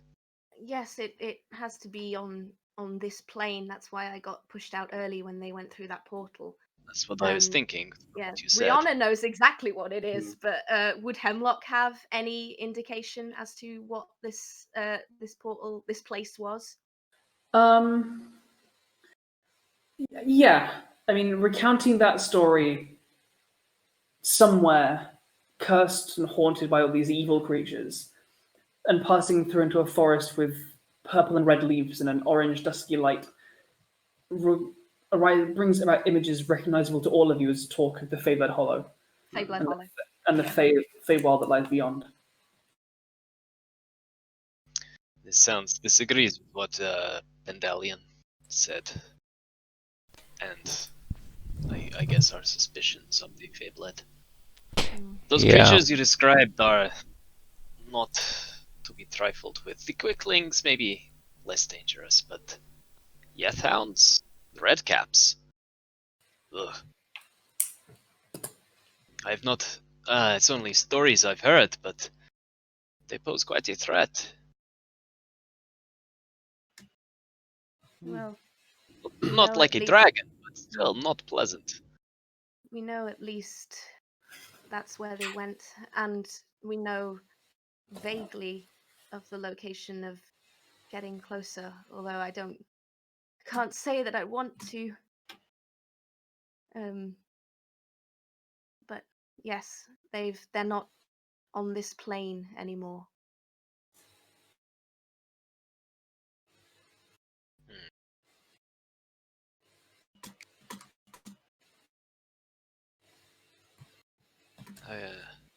Would I presume that they've gone to the Feywild then, knowing that there's all these Fey creatures? I think all of you can at this point surmise that with a bunch of Fey creatures and a portal going to a place described as the Fey-Blood Hollow and going through a plane to a portal to another plane, probably Feywild.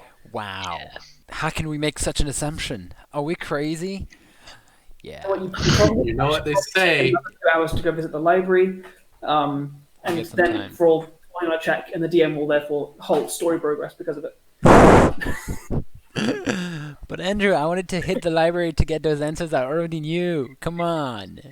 I want to hit the library because I can't read. Oh, you mean physically hit the library? I get it now. Yeah, there we go. The library. He got it. Cool. What up? I'm Maple. I'm 352 and I never fucking learned how to read. Oh god. And 352.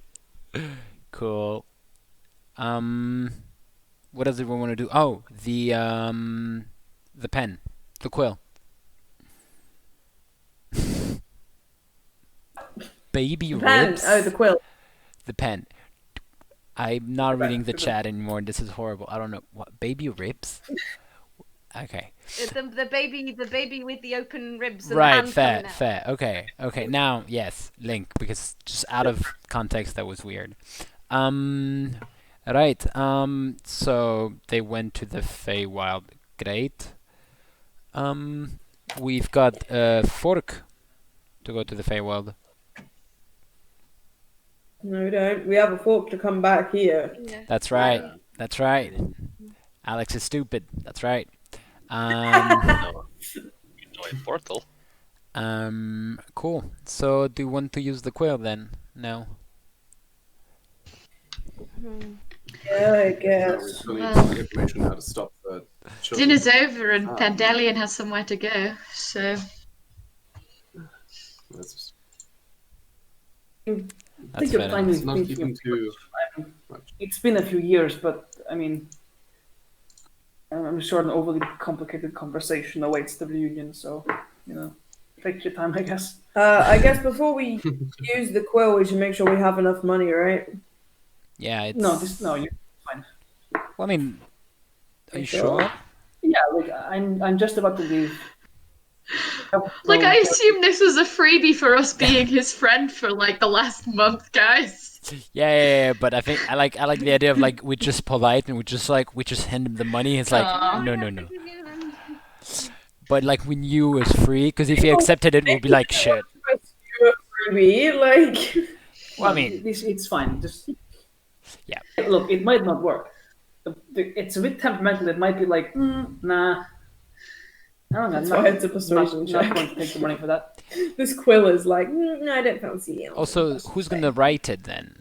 Who's going to write the question? OOC, I think you have the best persuasion, right? I do, but Hope has like +9. Yeah, but like... I mean, probably... Hope hasn't developed in-game handwriting, guys. I have written letters in it. It is very nice. But be clear with your question. Careful with the wording. Ask it what you want to know, or the subject about which you want to know. It might write nothing at all. It might write you a book about kind of what you asked for. Nah. So if you just give it no room to screw you with loopholes. Maybe, yeah. Can we help each other doing it? The person using it has to ask the question, but you can script it if you want, I guess. It was more. Have you ever tried? Ashura's not very good at this. Have you ever tried flattery on the quill? If it's got a sentience of its own, sometimes if you say nice things to it, it might be more willing to give an answer.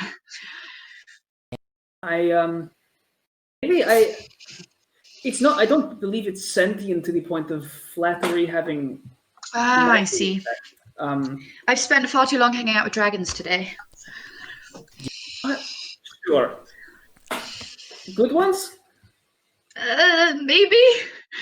Not really. a nice necklace. Ooh. Funsies. Louis. I can tell the gold is kind of aesthetic. It suits you. Cool. Yeah. I've placed the box in the center of the table and opened it. So when Okay, you so what do we want to do for like the specific wording of this question? there was one possibility in the chat. Oh, I've talked so much. I've talked out of chat. I'm sorry. It was basically. Oh, sorry, Jordan. You go. That's fine. I think we were going to say something like, what are the steps in detail to the Children of the Sun's plan? Or something like that.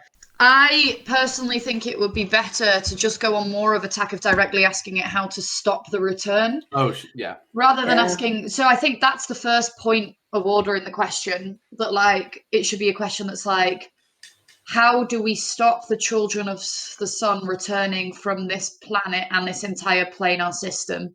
Because then we might get information on the returning process.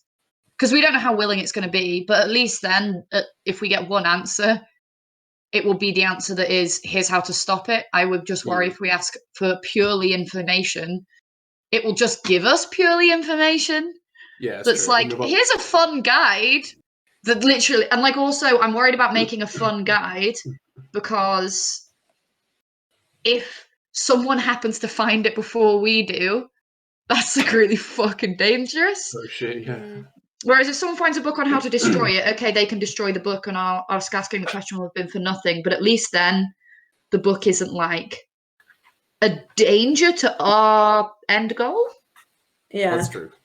That's very true. Of the most probable routes for the Children of the Sun to return, what are the methods to prevent them? Like That's those kind of two particular questions. Yeah. Well, no, it's not. It's asking. Yeah. It's one question. It's a long one, but... It's a long question. It's a long one. It's a very specific question. Yeah. Cool.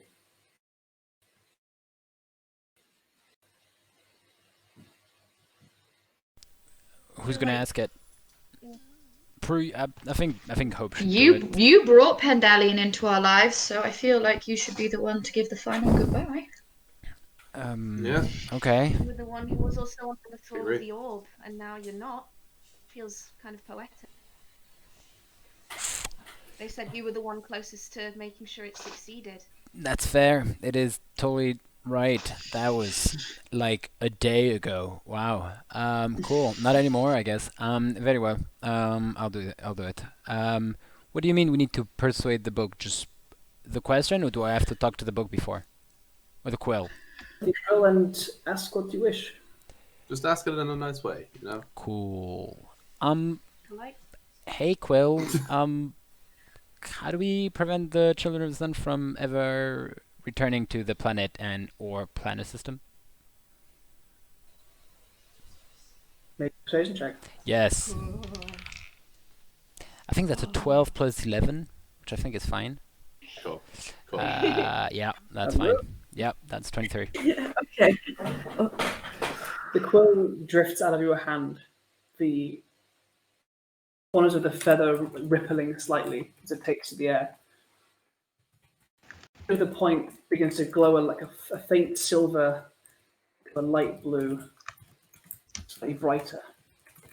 It begins to stand to attention and begins to drift and curl and turn in the air, leaving this kind of blue trail in the air, like a sparkler in the darkness. It writes in front of you, the heart of the Titan. Light goes out, the feather just drifts. The heart of the Titan?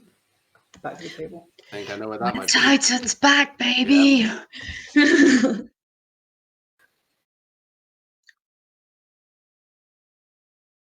It's in directly the opposite. It's in the opposite direction of where the dragon was reported, right? Yeah. I mean, if it's the heart of the Titan, at least no one's probably going to get to the book before us. Yeah, we can only go on certain days of the year, right, Newt? I believe it's around the change of the month where the waters are calm enough. Oh, you say that? It's the first day of Umbera. Yeah. That's a little worrying. We might have to wait a bit of time before we can get there. That's the only way to get there if you're traveling by boat. If we're traveling there by boat, that is. I don't know if You can try and brave the storms. flying contraption. You can absolutely try and sail it during any other time, but during the days directly around it. How would we get there if not by boat? I'm hoping someone else is going to fill in that gap for me. I don't think we have the magic. I don't. We could make us. No, we can't fly. Well, no. Fly is not a good idea. Hey, Some of us can fly Ashura, for a minute at a time. It's a bit of a weird one, but what's your relationship with Lady K like? Maybe you could ask them to fly us over. Yeah, no, how did your talk go earlier? You never said sweetheart. Oh, yeah, you were gone for quite a while as well. Are you all right? You look like you're blushing. You've gone a bit. Are you You've okay? got a bit darker purple. That doesn't. Oh my god. It's just like inside check. Inside check. Yeah. Inside check. Yeah. Go ahead, Markos. It's ass. It's It's ass. like Tell me how 12. much ass it is. It's Hang on, let me actually check. What is the quality of ass that we're talking about here, Markos? 4 plus 7.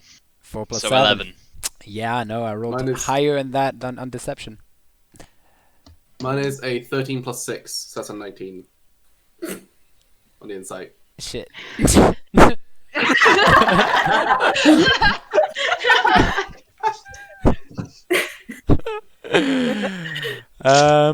So, how did it go? No, you didn't ask that. You didn't. You asked if Lady K was gonna help us. Yeah, but then also there was a talk of like, oh, No, how you did that didn't. go? And like, you just suddenly went very quiet. No, you didn't. Damn it. I was. What's It going on there, went. buddy? It went fine. We just talked about some, Naruto stuff and like enchanting and stuff like that, like normal stuff we talk about usually. Seems legit to me. Sure. Okay. Nothing. Yeah. Sounds Yeah. like a fun visit. Yeah. So, what did you learn about Naruto's then? Anything new? Any useful information for us? No, not much. They were just telling me about hobgoblins and yeah, there's like a lot of them there. That's what I got from it. It's just like they're like Okay. annoying to like order around and stuff like that. Interesting. But yeah, no. So I don't think they would help us. All right. Yeah. I think, Andrew, as far as my knowledge of the raging storms around Titan's Back for most of the month, judging by the crew that we currently have to sail with as a reference point, like, what would I think of us sailing out in that storm? Would I be like, maybe we could do it, or would I be wouldn't you be thinking like, that's almost definitely going to go wrong? There are two main dangers with doing that. One is a danger that does not change regardless of time of month. Especially if you were going to take the Selkie's Wrath from Moldrin. In order to get into the Ravenmoor Lagoon, you need to sail right on past the Black Chain, the islands dominated by the fire giants. So it's quite a narrow channel at the north of Canis to get past that. So you're going to be going through giant waters. Alternatively, you would struggle to get a boat as big as the Selkie up the Brea River to the river the other side of Spindlekey. There are boats in Ravenmoor Lagoon, not very many. To take a boat across during the storm It's not 100% suicide. It's not far. It's like 99. Good. Like if you get too close to the actual island itself, it's not just waves you have to worry about. There's some kind of elemental magic within the Kraken underneath that island that there is some elemental magic beneath that. God damn it. To be fair, Andrew, to be fair, this is exactly what you've done. You were like, yeah, dude, I'm just gonna make... It's all over my Strahd map. Like, yeah, like... It's... Yeah. Not impossible, but very dangerous. Yeah. Okay. Sorry. I must say, the last time I'm aware of people going sailing around Titan's back, it didn't exactly go well. If you catch my meaning. Yeah. So we have the task with Ibramfar that we deal with for now. If need be, I feel like we could deal with that issue, and then like we can find things to fill the time while we wait for the next calm water cycle. I suppose. Titan's back, is it populated? Would I know? There is some population on Titan's back. My old monastery is atop it. So there are some people there who I believe will be able to give us shelter and are not likely to take the book for ulterior motives. That is the main thing. So the monastery where I trained at is very much anti Children of the Sun. Well, that's a relief. Like the traveling through Canis is dangerous. It would. The route we would have to take. I mean, I know the area. I could get us through probably quickly, but sailing from the tip of Canis. What if we just head to the Raven Moor Lagoon, see if we can get a boat from somewhere around there? Via Spindle Key. Yeah. Thereabouts. Could do. This is not something we can do immediately, though. Yes, this is something that we will have plenty of time to think about. End of the month. The lagoon lies still at the full moon, which means like a couple nights around it as well. Like you can travel there in a day, spend the night there, and come back the next day. You're not necessarily trapped on the island for a month, and it's not necessarily just that single night you can sail. So like the 27th, 28th, 1st, well, like the 28th, 1st, and 2nd, kind of. There's those days. You can go. Okay. You might, if you guys like sprinted to the coast of Redmore Lagoon now, and you could probably sprint to Loki in like a day and a half to the coast by 2 days. Maybe. Yeah. Yeah. My concern then is that if we did that, we would then have to come back. We'd either have to wait there a month or come back during the storm. Yep. So I think what sounds like the best sort of option for us here is most likely wait until the next sort of full moon is arising. Possibly head out late on the 27th. The waters might not be fully calm, but at least calmer, and that should give us a bit more time. Going by the black chain or avoiding it?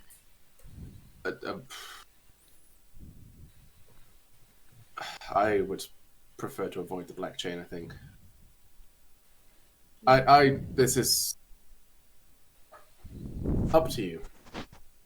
I think we all need to decide on this. I don't want to just make the decision. Join the Black Chain would mean taking the Sultan's Wrath Boat is being dangerous. It sounds like it needs some deal of planning, and I'm afraid I think my bell has been rung. Thank you all for dinner. Sorry, of course. It has been a pleasure seeing all of you, and I will be in touch. I hope I will see you all again. A final toast to Pendalion. Pendalion. To Penny. I got nothing in the glass. Oh, the dessert wine is strong. Right, you'll stay safe. You too. Right. Yeah, don't hesitate to stop by next time you're in the neighborhood. Make sure you find your friend. Don't lose him again. Or put a track on him. Yeah. I don't know. Sure. No. That sounds... No. No. Tracker. No? Yeah. Sure, no, it's a massive invasion of privacy. Yeah, but like, He's got the crystal ball. Like, yeah, fair. I don't use it to describe my friends. It's an invasion of privacy. Yeah, right. Okay. God. Look, Sorry. hopefully next time I come with you, it's on purpose. Sounds good. Good night, everyone. Good luck. Bye, Penny. Good night, my dear. Travels. Hopefully see you soon. Grabs the quill, puts it back in the box, and leaves the house.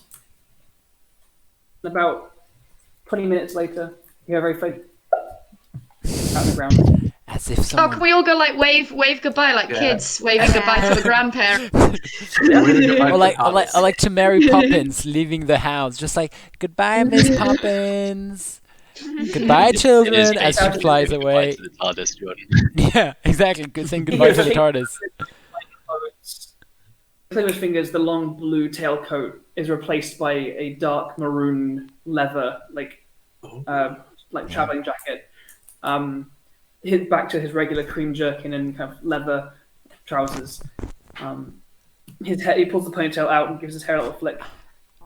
Clicks his fingers, and the whole tavern sort of like transforms, so like folds up into a smaller and smaller thing, and eventually goes into a little penny. Pockets that. And then casts an arcane spell. Counterspell. No, I'm joking. Temporal shunt. No. Just a bit of arcane bat. Yeah. Do you want to travel in time? Temporal shunt. Ha ha ha. Yeah. Try again tomorrow, fool. As the penny, Goodbye to scrying for a bit. as the penny and its proprietor vanish into the night, and your grounds are once more home to only your house. We will pick up there next time. Woo! Back in a week's time. Keep an eye out for other content coming up throughout the week, including character intros and lore stuff is coming. So if you want to know a little bit more about the origins of the Bloodborne and the details about this setting that make it a little bit different to Forgotten Realms and other classic D&D settings, keep an eye out. That info is coming. Thank you for watching. If you enjoyed it, like, share, subscribe, like all the normal things you do after a video. Go and check out the Cognitive Merchant as always. Cognitive Merchant. And also, just as a final note, if you're enjoying this, please tell your friends. Like, I know liking and commenting and sharing is all good, but if you get one good bud to talk to our stream about, that'd really help us out. Just one good bud. Just one. That's all we need. Just one. And then you get them to tell one bud, and then you get the other one to tell one bud. And then, boom. Just like in the game, it's infinitely more fun when you have a cool thing and you can share it and talk about it with people. Like, we will chat about this game for days to come. Yes. The next one. We So, We promise we're not a Ponzi scheme. in time. All right. Thank you so much for watching.